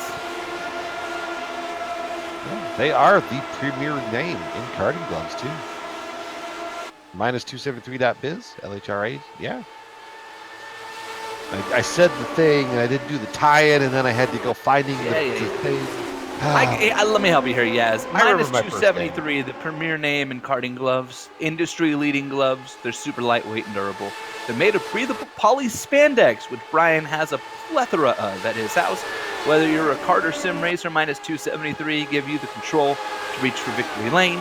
For more information on minus 273's full line of gloves and apparel, visit minus273.biz. LHRS is the promo code. 25% off with minus 273. I do have that breathable spandex, but the problem is with my body type is it looks like I have a hefty bag full of mango pulp. So it's not a great combination. Yeah, I've seen that movie. Anyways, gimping along here in the race. Well, it's just Wardlow's just comfortably in front of Big Joe right now. Yeah. Top five just kind of settled out. Everybody's kind of riding in file, riding in line. First guy was kind of shaking it up was Regney there just a little bit. Kirby poking his nose out. And also a shout out to Chris Lanini. I don't think we've said his name once other than the intro. He's hanging out there in a solid 7th place. This is why you recruited Chris Lanini to LPM on the IndyCar side. Absolutely. Just hangs out, quietly goes about his day. Classic Chris Lanini race right here. Just gonna run around and be out of the way, and with 50 laps to go, I'm in 7th. Yeah, when that pay window opens up, that's when that 92 machine starts lurking its way to the front. Poking my nose back out through the field, and let's see here. Adam Young, he's back there, last car in the top 10. Started 23rd, up to the 10th. He's working it the hard way. Riding shotgun number 12 machine. You just did. That's a great time to do it. When we're focusing on you, that's when you go purple. That's the best time to do it. Fastest lap of the race, 28.565. That's a screamer of a lap. He might do one better here. Let's see what he runs. Nope. 6.21. All right.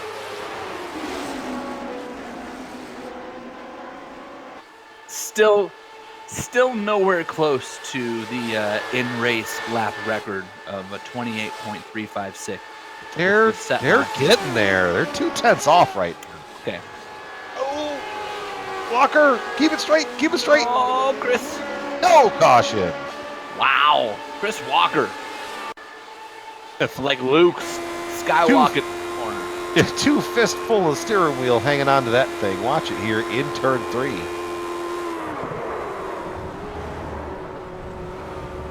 Boy, and no warning either. Also, shout out to Frank Beeser and everybody else who didn't run him over, which would have been easy to do.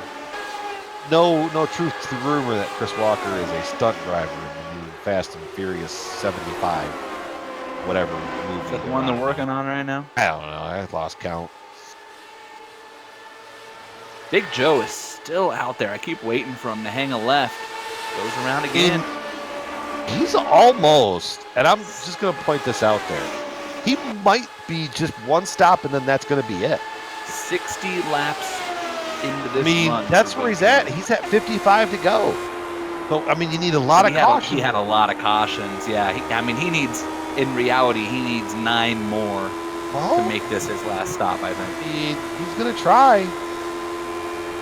And he's still not giving up the fight. He's still got plenty. He's got plenty of run at it. Joe might have a good shot.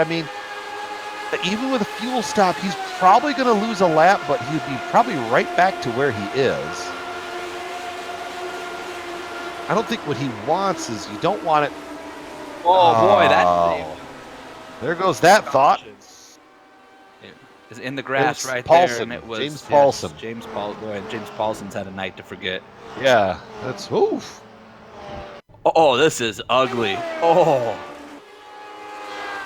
Let's see here. Oh my. A little bit of front wing damage there going around the corner. So he's got in contact with somebody. His front wing damage is going to literally be the last of his worries in about 5 seconds. Oh. Yep. That hurts. Some of these impacts, I know it's a game, but sometimes you do close your eyes just a little bit. I'm going to go ahead and say James Paulson's not going to make the end of this race. What was your first bet? The smoking car? Or the long dart into the turn 1 wall? Yeah, that was the dead giveaway for me. All right, so here we go. Pit road is open. Everybody's going to come on pit road. Maybe that's what Joe was hoping for. You never know. Hitting out there with that. Now he's cycled up there with the with the lead group.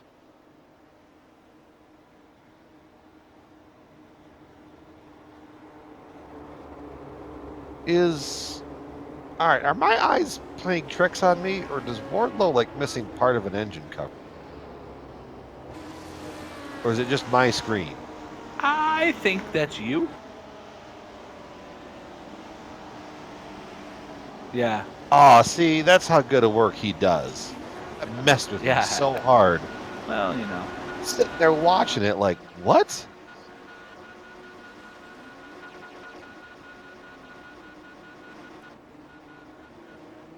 Dustin's just too good of a painter for you, Yaz. I don't know what to tell you. Clearly. Just the level of detail in there is insane. Well, I don't know what happened with Ryan Otis there. Ryan Otis had a horrific pit stop. Take our final break of the race. We're going to come back, kind of cycle through a couple things here, and close out the Sinbad Vapors 200 here at Gateway Motorsports Parks. Stay tuned. We'll be right back.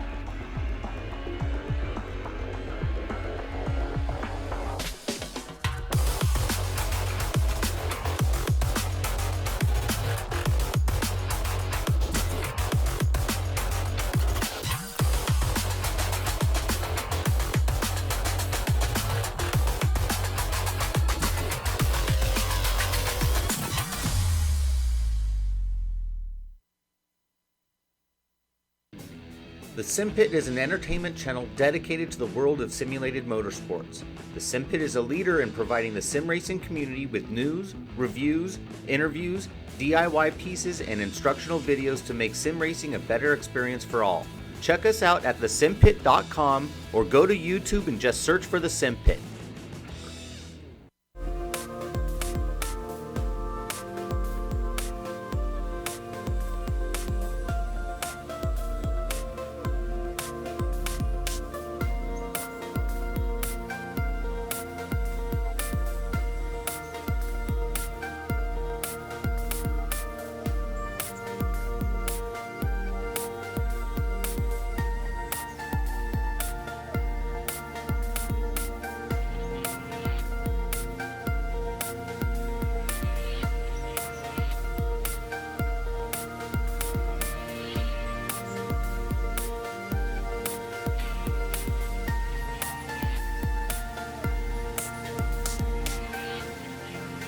Welcome back to the Sinbad Vapors 200. That's the Here at race Gateway name, isn't it? Motorsports Park. That is the race name. Yes, Brian. Give well done. Grief off of air. Because you guessed and got it right. Yeah. Go me. Okay, go you. Scotty Holmes, your leader. David Altman is in second. Then lap car Jorge Sandman. Cody Eldred, Eric Block, and then you get back to Dustin Wardlow. So Wardlow's sixth car in line, P5, as we get ready to go on this restart. Pace car is off right away. Scott Holmes is on the pedal. David Altman was not. Big jump for Holmes. Green flag is back out. 49 laps left at this 1 1/4 mile paperclip shaped oval. Well, I guess more like an egg, right? Egg-shaped oval. Egg-shaped. Here at Gateway. Wardlow already Mark looking was- inside a block. Yeah, Mark took a good run down into turn one, just didn't get it to stick from the bottom, which let Wardlow get the good run from the top and try and fight off Eric Block. And now Eric Block is going to get the good run from the top. That's going to bring everybody right back together, coming off a turn 4 down the front stretch with 48 laps to go. Wardlow looking high on block. Battle for the lead. David Altman, Scott Holmes. Remember, Altman made that move work earlier on Holmes by going to the inside. It's the only time we've seen somebody make the bottom in 1 and 2 work.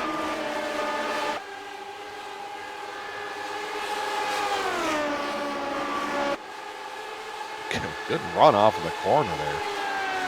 Got a good run there as you see Altman get into the lead. They're trying to take the lead back from Holmes going off into turn 1. And this time he's going to make it stick once again. So move David Altman in that number 88 machine back up to the front. But without a... Yeah, it was Holmes going to look like he was going to fight back just a little bit. Not quite there this time. Circling around. Eric Block looking on the inside of Dustin Wardlow.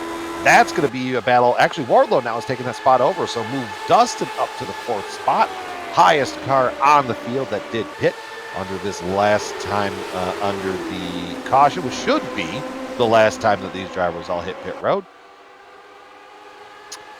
Anything else? Big Joe kind of hanging out back there as well. So is Otis. The field just kind of settled out right now. But, you know, you look at Altman, you look at Holmes and Eldred and Eric Block.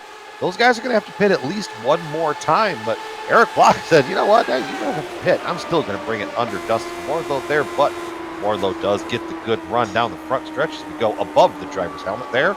We had a battle up front. There was a black machine. Oh, no, it was just Sandman back there. Still out front, David Altman, that number 88 machine. Black, yellow. The easiest car probably to find on the whole track here, but Holmes not quite giving it up yet. It's a good run off of turn 4. Going to get right up back towards the bumper there.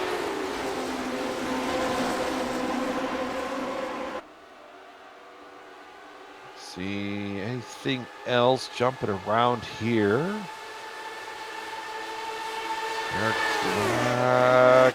Nope. Cody Eldred was looking at the inside of Sandman. Remember, Sandman is 1 lap down, so tantalizingly close to getting back on the lead lap is the driver of that 06 machine. But now that little battle is going to bring Wardlow right back up into it.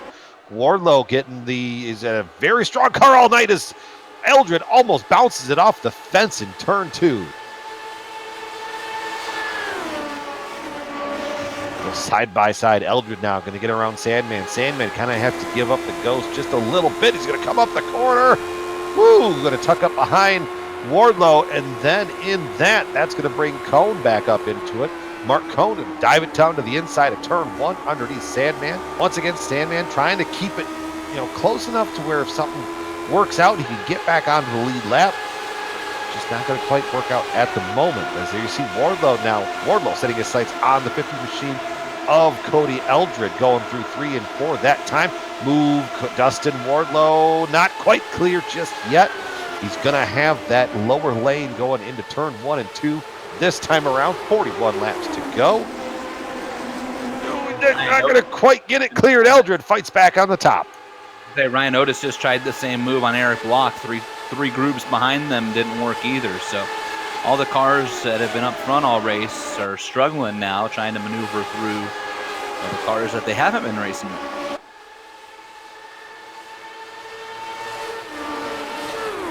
It just seems like everybody's just kind of trying to hang out and try and get it to the end. Cone's going to try and make a show out of it. He's going to dive it down to the bottom. Not going to quite get clear of Wardlow. Wardlow might just settle in and say, you know what? Everybody around me, everybody in front of me has to pit one more time. Not even that, we're fairly certain that everybody on that last caution might be able to make it. We're fairly certain. But there's still a tinge of hope or a tinge of doubt in that whole situation too.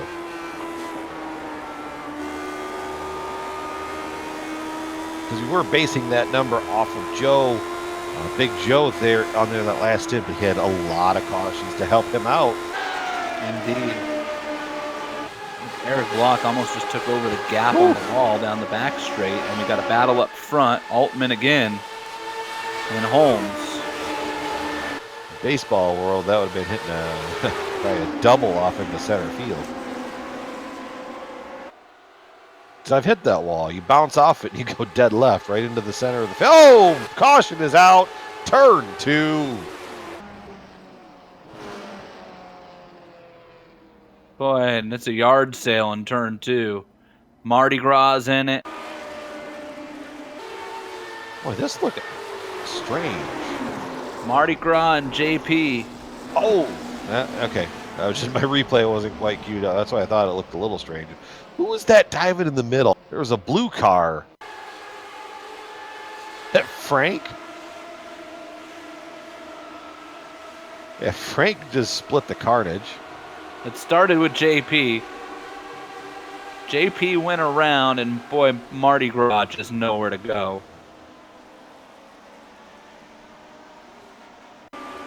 Boy, Ron Hacker was the first one to split the middle. That's exciting. And then Beeser comes through, and somewhere in there, Tyson Landis just destroys JP.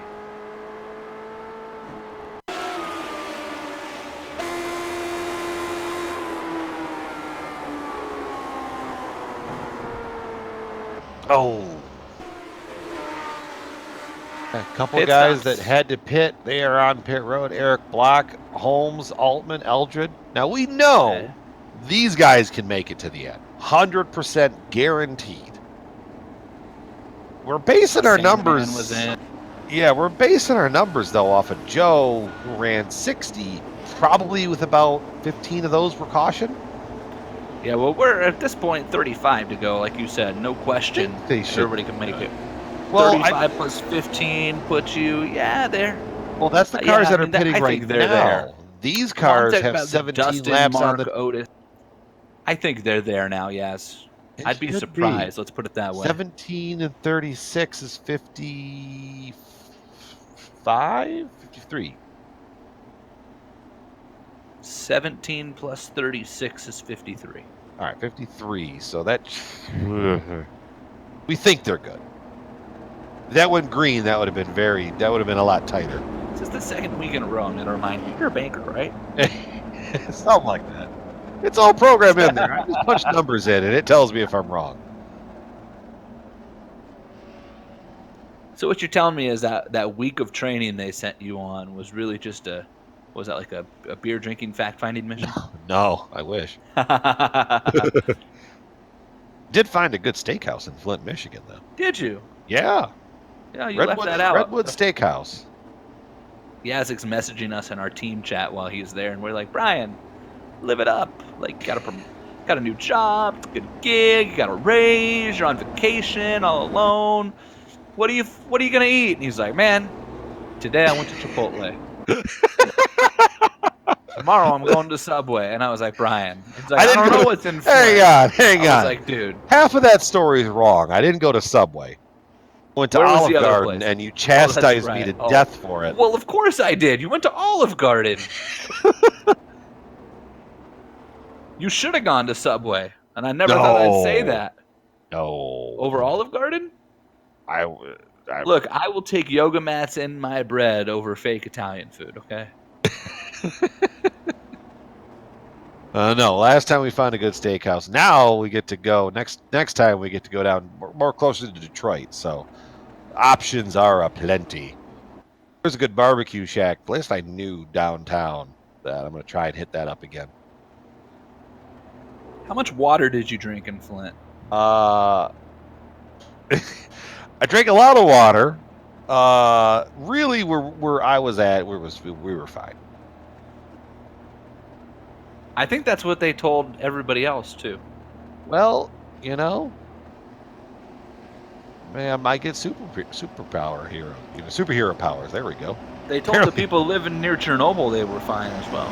Well, that's a little different. Okay, wait a minute. There's a great series on HBO about it right now. That's comparing handguns to dinner Chernobyl. forks. Like, not even close.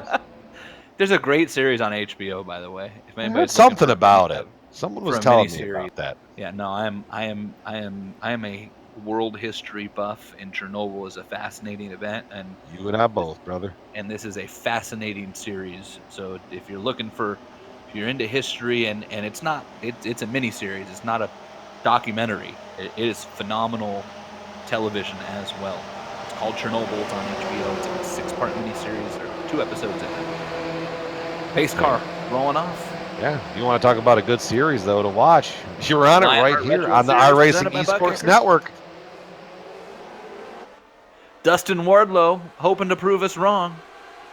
Dustin has his ways, it'll be a terrible series to watch the rest of the night, because he'll just check out. If anything, Mark Cohn, Ryan Otis, Big Joe, they've all got a battle, and they've all got their own set of ideas behind them. Yeah, too many mailmen behind Dustin to check out of this one. But as the run does progress, Wardlow is going to be increasingly in the good spot, though, because we've seen it as it gets later in the run, that passing on the bottom becomes almost impossible. So if he can probably fight this off just for a little bit, he could be in a very good spot.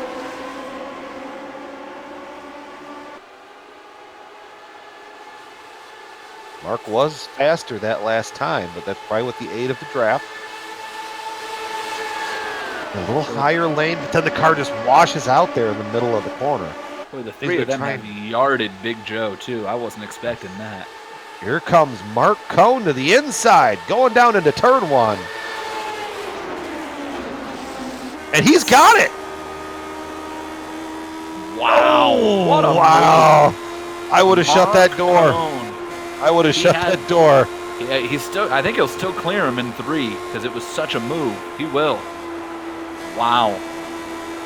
To move up the 39. Oh, no. Oh, he's blinking. Oh, no. Come back, Mark. Don't do that, Mark. Oh, that would be just the worst way to lose it. Oh, and he just can't quite get the motor off from the bottom lane there. Like you said, he needed to shut the door last time. I know it's early, 30 laps to go. Probably trying not to be too aggressive, but at some point. Well, there's a couple products out there for that. Oh, he's gonna fight back on the top side. He's blinking again too, and so is Rigney. If he can hold that spot from the top. Nope, Wardlow gets that good run from the bottom.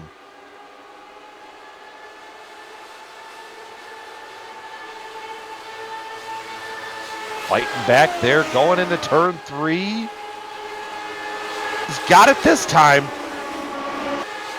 Mark Cohn back up to the lead. Come on, Mark. Come back up the track. Come back up the track. Shut the door. Come on. Yaz, you want to step away for a minute and go spot for him? Just trying to help. No, I know. It's fun to listen to. Meanwhile, Big Joe's starting to creep back up, and he's trying to bring Justin Kirby with him. I was going to say, don't ever count out Big Joe at the end of one of these things, because I guarantee what Big Joe is saying right now is he's just hanging out back there going, all right, y'all have fun fighting. You're going to have to deal with me at the end of this. Probably saving himself a little bit of car, a little bit of tire.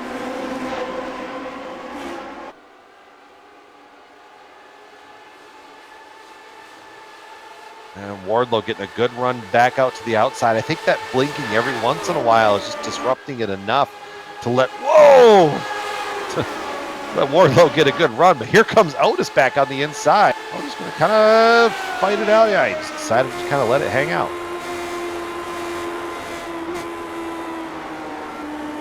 You see Ryan Otis with the PlasmaTracks.com on board, overlooking this battle for the lead. Plasma Tracks, plasma-tracks.com. They produce original race wall track art, motorsport trophies, home decor. Just, you got to see it for yourself. Plasma-tracks.com, LRS 2019. You get 25% off of your order at Plasma Tracks.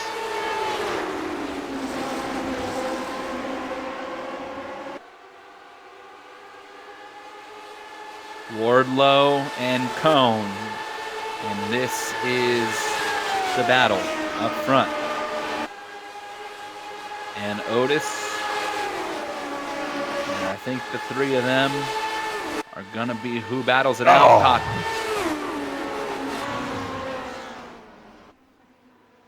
Put it out, the 50 machine. Boy, Cody Eldred, who got that avoidable and was bailed out by a caution, and then worked his way back up front. This night is going to come to an end with 24 laps remaining, and here's how it happens. Oh, did that car just get loose, or did he get a little bit of help? Got loose all by himself. So as that car went into the corner, we've been seeing that a lot. low fuel, hot tires. And as you know, too much wheel in this car, and it is a fine line that you walk with this race car. Yeah. From super fast to super wrecked. Poor Frank Beeser. Frank Beeser has now cashed his ticket to the Nowhere to Go Club 2019. They're starting to run out of seats on the bench there. Yeah. Getting accused of fanboying in the chat. That's fun. Oh, in favor of who? Well, you in favor of Cone? Taft is giving me grief, and I think George is just playing along with that. Well, good. You cheer for Mark, and I'll cheer for Wardlow, and then we can both get accused of it. It'd be great. Then somebody's going to blame us for not having somebody for Otis and Big Joe. Exactly. Look, this is the job we signed up for, right? That's true. Yeah. Adam Young? Adam Young. Adam Young. Interview. All right, well, let's see. Adam, don't swear. That might be hard right now. Ooh, this thing is quick, buddy. Hanging out there. Yeah, take it away. Shouldn't you be driving a race car? Man, I'm thinking like I'm driving a rocket ship right now. Going to the stratosphere, buddy. Maybe the troposphere. The what? Wait. Troposphere is it? Never mind. I'm a meteorologist. What the heck do I know? All right, Adam. Do me a favor. Go back to driving the car because this is not going so well. Well, hey, I tell you what, guys. This thing's great. Just ran 28.5 there right before the caution. I don't need any more cautions, okay? So let's do what you guys can do up there in the booth for me. Oh, I told David Cordy like 3 cautions ago. I said, look, I don't care if the first 6 cars wreck. Just leave it green. Right? Pretty much. Yeah, I think there's an override in the admin console. Yeah, exactly. Right? Yeah. So Well, was that for old that. Need for Speed game, right? Or remember like the second Monster Jam game where you just would wreck trucks and drive through it? Yeah, I'd be all right with that. I mean, I've already felt like Days of Thunder a few times this week. There you go. I mean, and then, like Days of Thunder, I've got a match set and staggered special. We're going to hold her on the outside and go for it. There you Hey, go, I already buddy. made a Days of Thunder joke today. All right? Okay, we were already talking about eating ice cream. Yeah. I'm eating ice cream. I've just Adam. made several bad jokes, so you just take Well, it. doesn't he always? That's par for the course, yeah. Hey, Adam, how hard is it to pass in this thing right now? Extremely. That's going to be the X factor. I mean, I know I'm real fast. I know I've got a real good shot here, hit a top 5, heck, maybe even the win.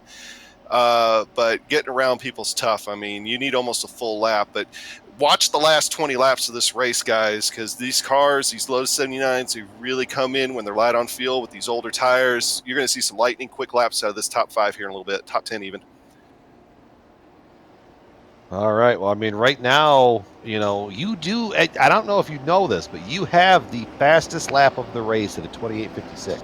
Yep, and that came out right before the yellow. Like, I was starting to fly, man. Hey, now, do you know what the all-time record is for fastest lap in a race, Adam? What's that? 28:35. So you got a lot of work to do. Let's go. Find me.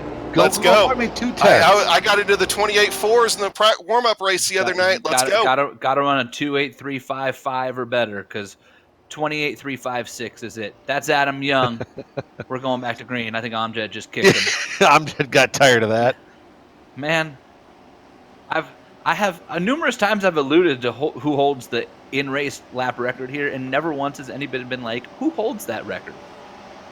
Oh, if you pay attention to the chat, that answer was just given. That's you.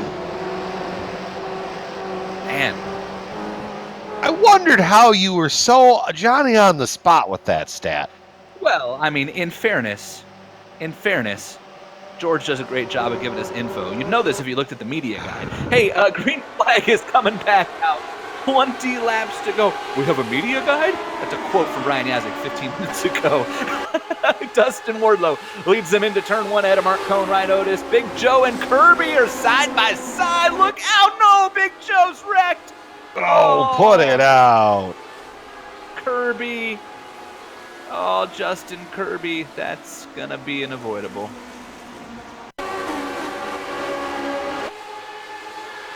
Oh, that's gonna blow up Big Joe's chat. Kirby just tried to put his foot in the throttle, and she no sticky. No sticky rice? No, she no sticky into Big Joe is what happened there. Oh, did Adam Young just drive into that too? He sure did. Oh, no. Oh, poor Adam. Oh, That'd be the no. last time Adam's ever in our chat. It might have been one of those netcode deals. Adam might be okay.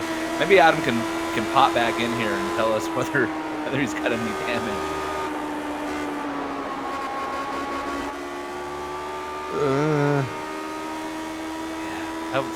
It seemed big. The car looks okay. Gotta go look here. Poor Big Joe. That car looks fine on my screen. Big Joe's or Adams?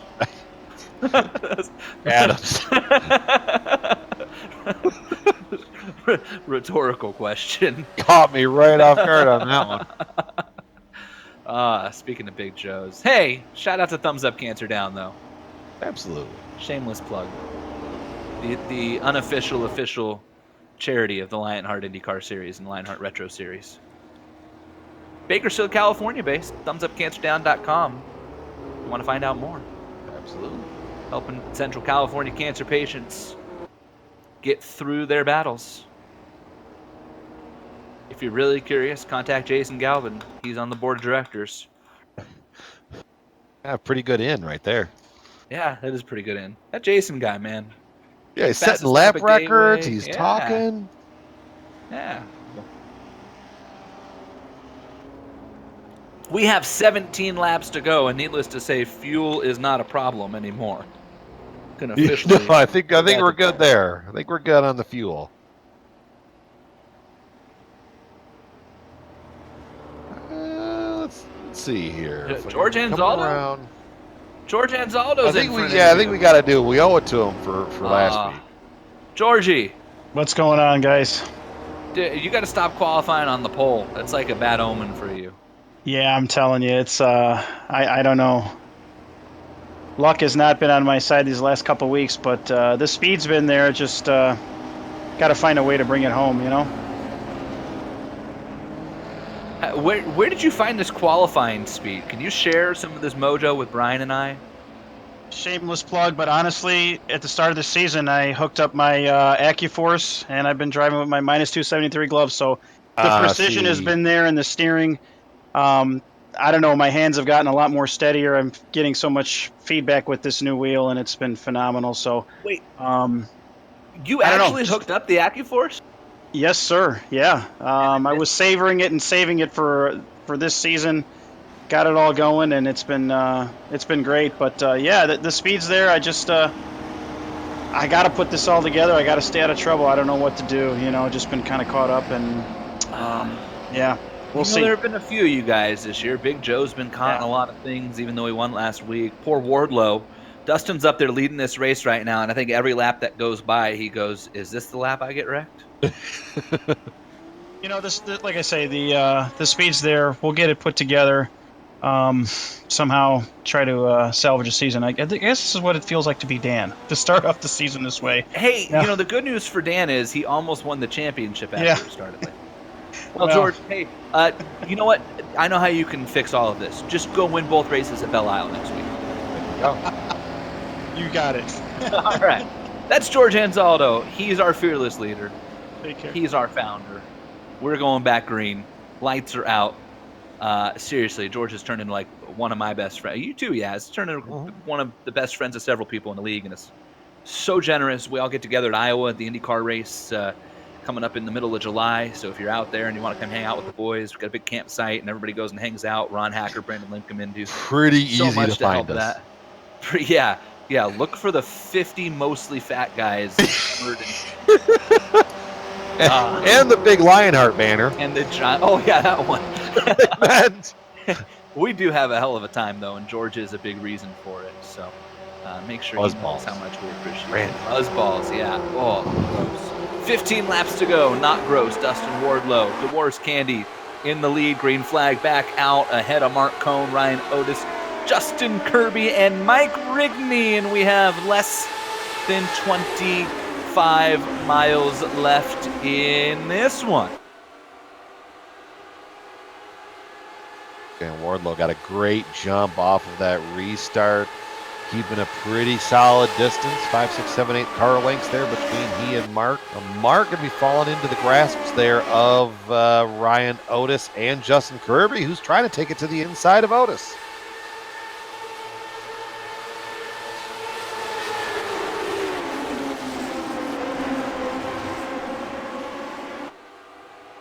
That doesn't quite, that run sputtered off there. See, look at that long camera shot down the back stretch. You see everybody pretty much single file. A couple cars poking out back there in the pack. But all of our focus is up front. Mark Cohn starting to wind in the number 9 machine. And here we go again, down into turn 1.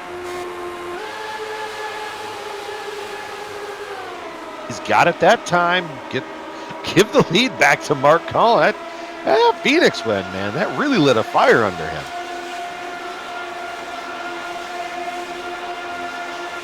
Another driver hanging out back in the field there. I think I saw it for a split second. It's Chris Lanini battling for a top 5 spot. They get there to the inside. Oh yeah, we're just gonna stay out front here. That's the good battle. Yeah, Mark Cohn and Wardlow. This Adam, battle is far from over. These two, I'm told, absolutely went to war last night in the practice race as well and finished basically side by side. And by the way, Justin Kirby did not get an avoidable contact for that wreck, and I don't mind calling the admins out on air because I just told them I think that's a terrible call, but that's okay because that's again why they're the admins and I'm not. Yeah. And that's not a knock on Kirby. Just to me, sure looked like he drove up the track into Joe. So, Wardlow, we'll put that to bed with 10 laps to go, leading Cohn, and then Otis and Kirby. And we'll focus on the end of this one. It's Kirby to the inside of Ryan Otis. Cohn sticks his nose inside of Wardlow.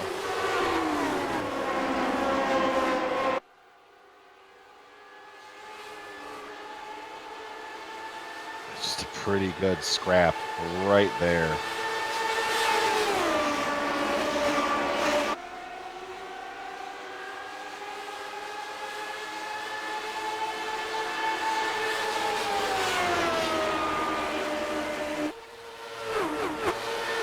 Still battling it side by side going off into turn 1. Just really impressive. Mark's just trying lap after lap.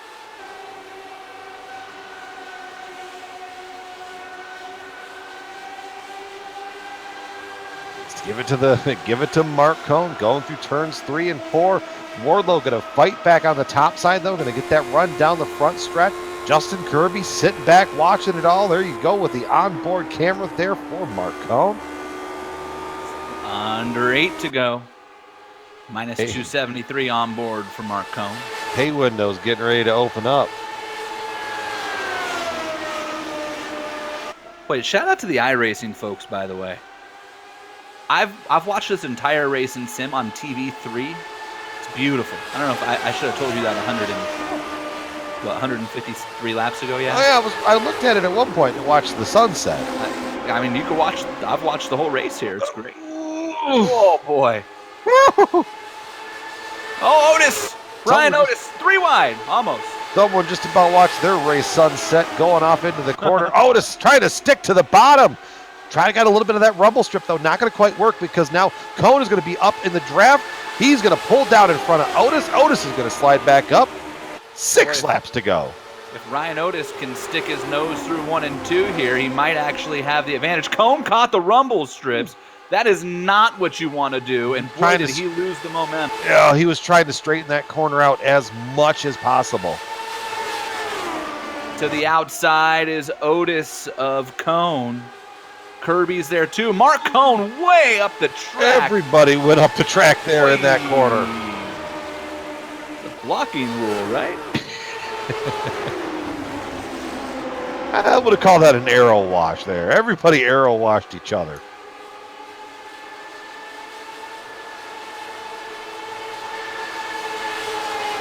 4 laps to go here this time by. Now, this would be, the window here. This is going to be it. The next flag is going to end it on the service here. Because allegedly, we might be getting green light checkers in the next build. Allegedly. Mark just dives it into the corner, makes it stick on corner exit, comes back down to try and break the draft, but here comes Wardlow back to the outside. This is intense with 3 laps to go this time. And this is when you hope everybody else in the field just minds their manners, because this is too much fun to watch up front. Kirby up to the 3rd spot. Yeah, Kirby's sticking his nose in there. Got a good run around Otis one of those last times around. But now Kirby, that's a new player up front. We don't know what he's capable of up here. He's been hanging out back after the top 10 and then just working his way up. What does he have for the 39 and the 9? 2 laps to go. Boy, now the intensity is picking up here at Gateway. Mark Cohn. Oh, the caution is out! Who is that going to give it to? Mark Cohn was out in front pretty clearly, and that's how this race is going to end. And it's David Altman who brings out the final caution. Altman, Robert Bloom, among others. But it started with Altman, and boy, David Altman, that's one of the ugliest corners in series history. He chased that thing from here to Florida and then got crushed by Robert Bloom. And somehow Ryan Corns came in there and didn't hit them both. Hey. Mark Cohn's going to get his 2nd career win in the Lionheart Retro Series. Last 3 races. As they bring it back around on the final lap here. Wardlow, though, Wardlow's got to feel, as good as you could feel finishing 2nd. Sure. His year's gone. Nobody hit him. Well, we got a half a lap left here. Quarter of a lap. It's possible. Mark Cohn, in his first full season running with the Lionheart Series, picked up his 1st career win after a couple of the leaders wrecked out at ISM. There will be no controversy tonight. One of the premier cars in the race, and for the 2nd time in 3 events, Mark Cohn is victorious in the Lionheart Retro Series presented by Butt Kicker. He wins the Sinbad Vapors 200 at Gateway Motorsports Park over Dustin Wardlow, Justin Kirby, Ryan Otis, and Mike Rigney. That is your top 5. We're back with the post-race show, a full rundown of the final results, and the podium on the iRacing Esports Network.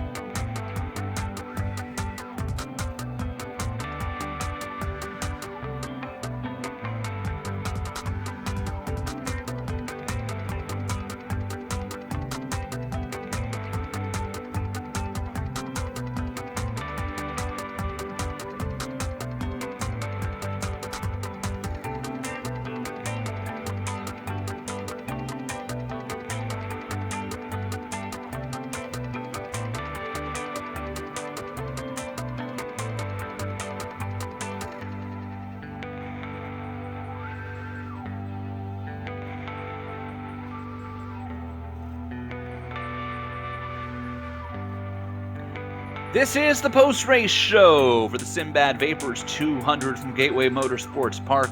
Round 6 of the Lionheart Retro Series presented by Butt Kicker is in the books, and your post-race show brought to you by our good friends at Plasma Tracks. If you are struggling to find something for the person who has everything, this is the website you need to go to, plasma-tracks.com. Not only produces original racetrack wall art, motorsports trophies, home decor, motorsports fabrication is all available. So is the phenomenal cornhole trophy from the Lionheart IndyCar Series from last year. Words cannot do justice to the uniqueness that this product will bring to your house. The only way to fully appreciate the artwork is to see it for yourself. But be warned, one visit, next thing you know, you're going to be trying to convince your spouse why you need several plasma tracks hanging around your home. Plasma-tracks.com. LRS 2019 is the promo code. LRS 2019 will give you that big old 25% off of your order. Yaz, take us through the top 10 and the final results of this one. There we go. Well, as Amjad found us the qualifying result. There we go. There's our race results. Mark Cohn bringing it home to the Aldo's going crazy right now. I won. Dustin, yeah, he'll be back in the interview booth. Dustin Wardlow, second spot. Nothing to be upset about. Had a great car and put himself up on the podium. Justin Kirby rounding out the third position. Ryan Otis fourth. Mike Brigney in fifth. Chris Lanini sneaking in a sixth place finish with David Clymer in seventh. Adam Young, we talked to him underneath one of the cautions. He said kind of fell out of the rhythm there a little bit at the end of it with Chris Walker ninth. Rod Hacker, we're at 10th. That's just what he does. I think that's word for word what you said earlier in this race when he was our driver profile. Let's take you to 11th now. Eric Block. Hey, that's a good run for Eric Block. How about Travis Jagerlander, who just hung around all race? Around the 12th spot after starting way back in the field. Tyson Landis, Finian DeChuna, Robert Bluen, despite that wreck that brought out the final caution, being part of it, ends up 15th, and it's Jorge Sandman, Scott Holmes, Ryan Corns, David Altman, who was the cause of that caution, 19th, and Chad Dalton gets you to 20th. 21st goes to Big Joe Hassard after that unfortunate incident at the end of the race. Dean Mall, 22nd. Cody Eldred, 23rd. Paul Jenkins, 24th, with Frank Beeser in the 25th spot. JP Winchittle, Tyler Graff, James Paulson, and Joshua Gaiman. George Anzaldo running out there in the 30th spot. And the last couple cars in the field here. As we turn it over, Pat Dotson, Sage Karam, Ken Hacker, and poor Lionel Callisto, who made it all of about a quarter of a mile in this one. Would have been fantastic if we were drag racing. Fortunately for good old Lionel, we were not. Winter time for the second time in 3 weeks. Congratulations, Northern California's own Mark Cohn picks up the win in the Sinbad Vapors 200 here at Gateway Motorsports Park. Mark, you and Dustin put on an absolute show at the end, and I'm sure that you would have liked to have won it in a green flag battle to the end. But a win's a win, right? Congratulations. Oh my gosh, thank you. Dustin, we battled the whole race last night in the second practice race, and he drove me so clean both then and tonight. I have to tip my hat to him because that was some of the best racing I've had in quite a while. Still can't believe it. Mark, take us through those last couple of laps there with you and Dustin. It seemed like once he got out in front, I think we all kind of thought that might have been the end of the race. How were you able to get back around? To be quite honest, I'm not sure because I was struggling so much to try and keep that inside line. But once the fuel wore down and then the tires, they kind of loosened up a bit, I was able to arc it just right. I still can't believe I actually got in front of him because I thought it was going to be a photo finish right to the line. Well, congratulations. Big night for you. Not only your second win, that's going to bump you way up into the point standings as well and jump you well back into the top 10 here, it looks like. You might even make a run at the top 5 once things shake out. Still waiting on the points to update. But a big night for you and for your team as well. And welcome back to Victory Lane. Didn't take you long to return. Oh my gosh, thank you. And I just like to take the time and thank quickly my sponsors, SimLab, Harpoon Design, Sam Maxwell Customs, and now Kodak, that's Codek, watches. That's right, the Watchman actually has a watch sponsor now. So excited for them. I would say all is right in the world now. And also my teams, NLR, they have been so amazing. Overtake and Loud Pedal Motorsports. Thank you so much for having me on board for IndyCar. Last but not least, Lionheart. Everything these guys do is so amazing. And GSRC, I love watching back your broadcasts. So incredible. Mark, are you good with the Watchman? Is that a good nickname for you? I love it. I love it. Because we also came up with Food Critic tonight. Yaz wants to call you Sushi. Yeah. So we got a few of them going. So we're gonna have to hem these down over the next couple. One of these races here, Mark. If we have enough nicknames for you, you're gonna have a car going like Kevin Harvick's got at the All-Star race this weekend, where we just put all your different nicknames on it. Do you know what I'm talking about, Mark? It's not gonna be nearly as funny to Mark if he doesn't know. Let's do it. Next year's All-Star race. There we go. See? There we go. That's what I like about Mark. Team player. Mark, congratulations on the win there. A lot of fun watching you tonight. Yeah? Thank you so much. Really appreciate everything, guys. With that, Dustin, we caught up with Dustin here in the second spot. Dustin, I know that you wanted that win, something fierce, but I don't think you're going to be too upset with a clean second place finish where nobody hit you. Right. Yeah. After the season I've had thus far, I am totally thrilled with this. Congrats to Mark, man. He ran a really good, hard fought, clean race, and man, that is all everybody's asking for here. So it was good. Fantastic. Yeah, tell us about that battle there at the end. We heard, through the grapevine that you and Mark had a great battle in the warm-up race last night. So how did that set the stage for how you went into tonight's race? Well, I had to go back and examine some replay stuff after that because we were side by side for the last 40 laps, I think, during last night's practice race. And it was a matter of inches at the line every other lap. He'd lead, I'd lead. So something had to give. And I was leaving him probably a lane and a half through 1 and 2 in that practice race. And I thought to myself that I could probably get down another lane and still be way clear of him. And but it would help my speed off. And I think I was only able to pull it off a couple of times, and unfortunately couldn't do it the last time before that yellow flew. I wish that had gone differently, but was super happy for Mark. He's a swell guy, and happy to have just been clean this race. Yeah, it was a great race up here in the booth. Lots of side by side battling, but most importantly, we finished up clean and green. Well, mostly green at the end of that one. Clean up front between you guys up front. So that was great. The next race we got coming up here for you guys is Pocono. Tell me how you're feeling about that one. I haven't given it a second thought. I've been so worried about getting through this one.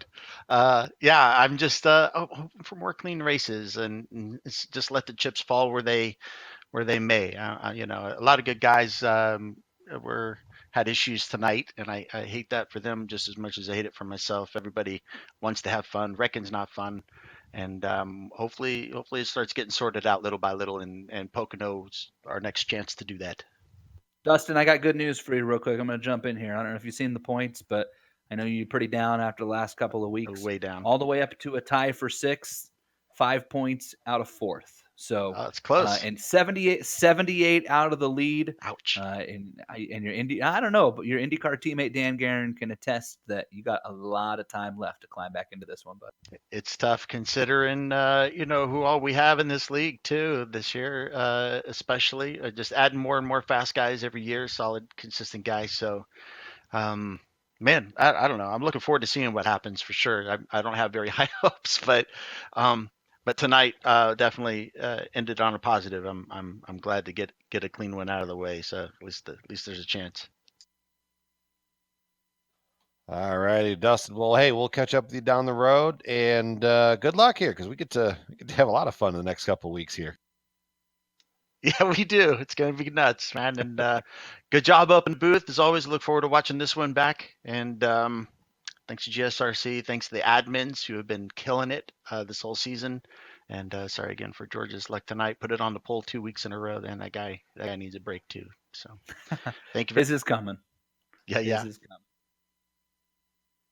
It's Dustin Wardlow, second place. Springing the third place finisher in his first podium of his Lionheart career, Justin Kirby. You had an adventurous last 40 laps or so there, but somehow came out of that with the third place finish. Tell us about your night. Oh, man. It was, night was actually going pretty good until I decided to try to wreck it in the 3 there. I recovered. Your drift moment. Yeah. You didn't try to wreck it. No, you were just put on. You knew that we were getting a little bit of a lull. Yaz and I were up here talking about beer bellies and sushi, and you were like, "Guys, watch this." Yeah. Remind me not to do that again, because I think I'm gonna need to change after I get out of here, because that was, oh my gosh. I haven't wrecked a car like that and not wrecked, if that. But the race was really good. I didn't take tires after that happened still, because I knew how much speed loss there was the longer the tires went. So I just kept it smooth and was just trying to bide my time and let pit stops play out, and then everything kind of fell into place there about 40 to go when those first 5 came in, got their stop taken care of so they could make it to the end. Me and Mike got back into the top 6. So then it was just a matter of keeping smooth and don't let the arrow wash put you in the fence. Take us through the incident with Big Joe there with about 20 to go.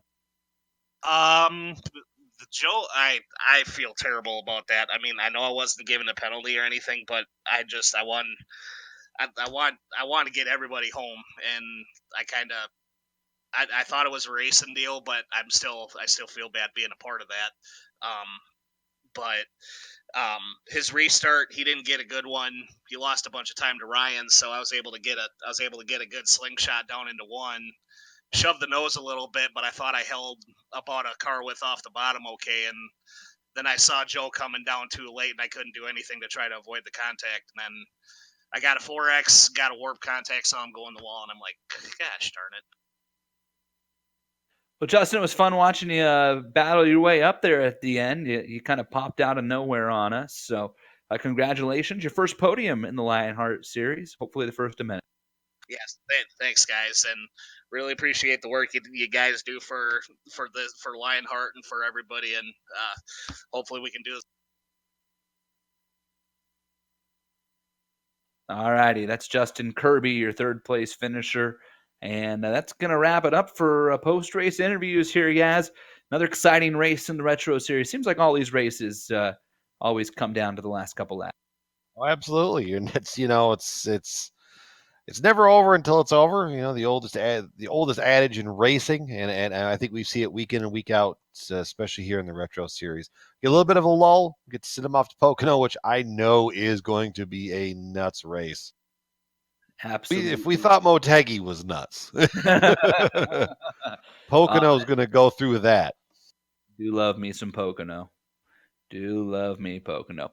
Brian, great job tonight. And we want to thank some people here as we wrap things up on the Plasma Tracks post-race show. Of course, our series sponsor this year is Butt Kicker.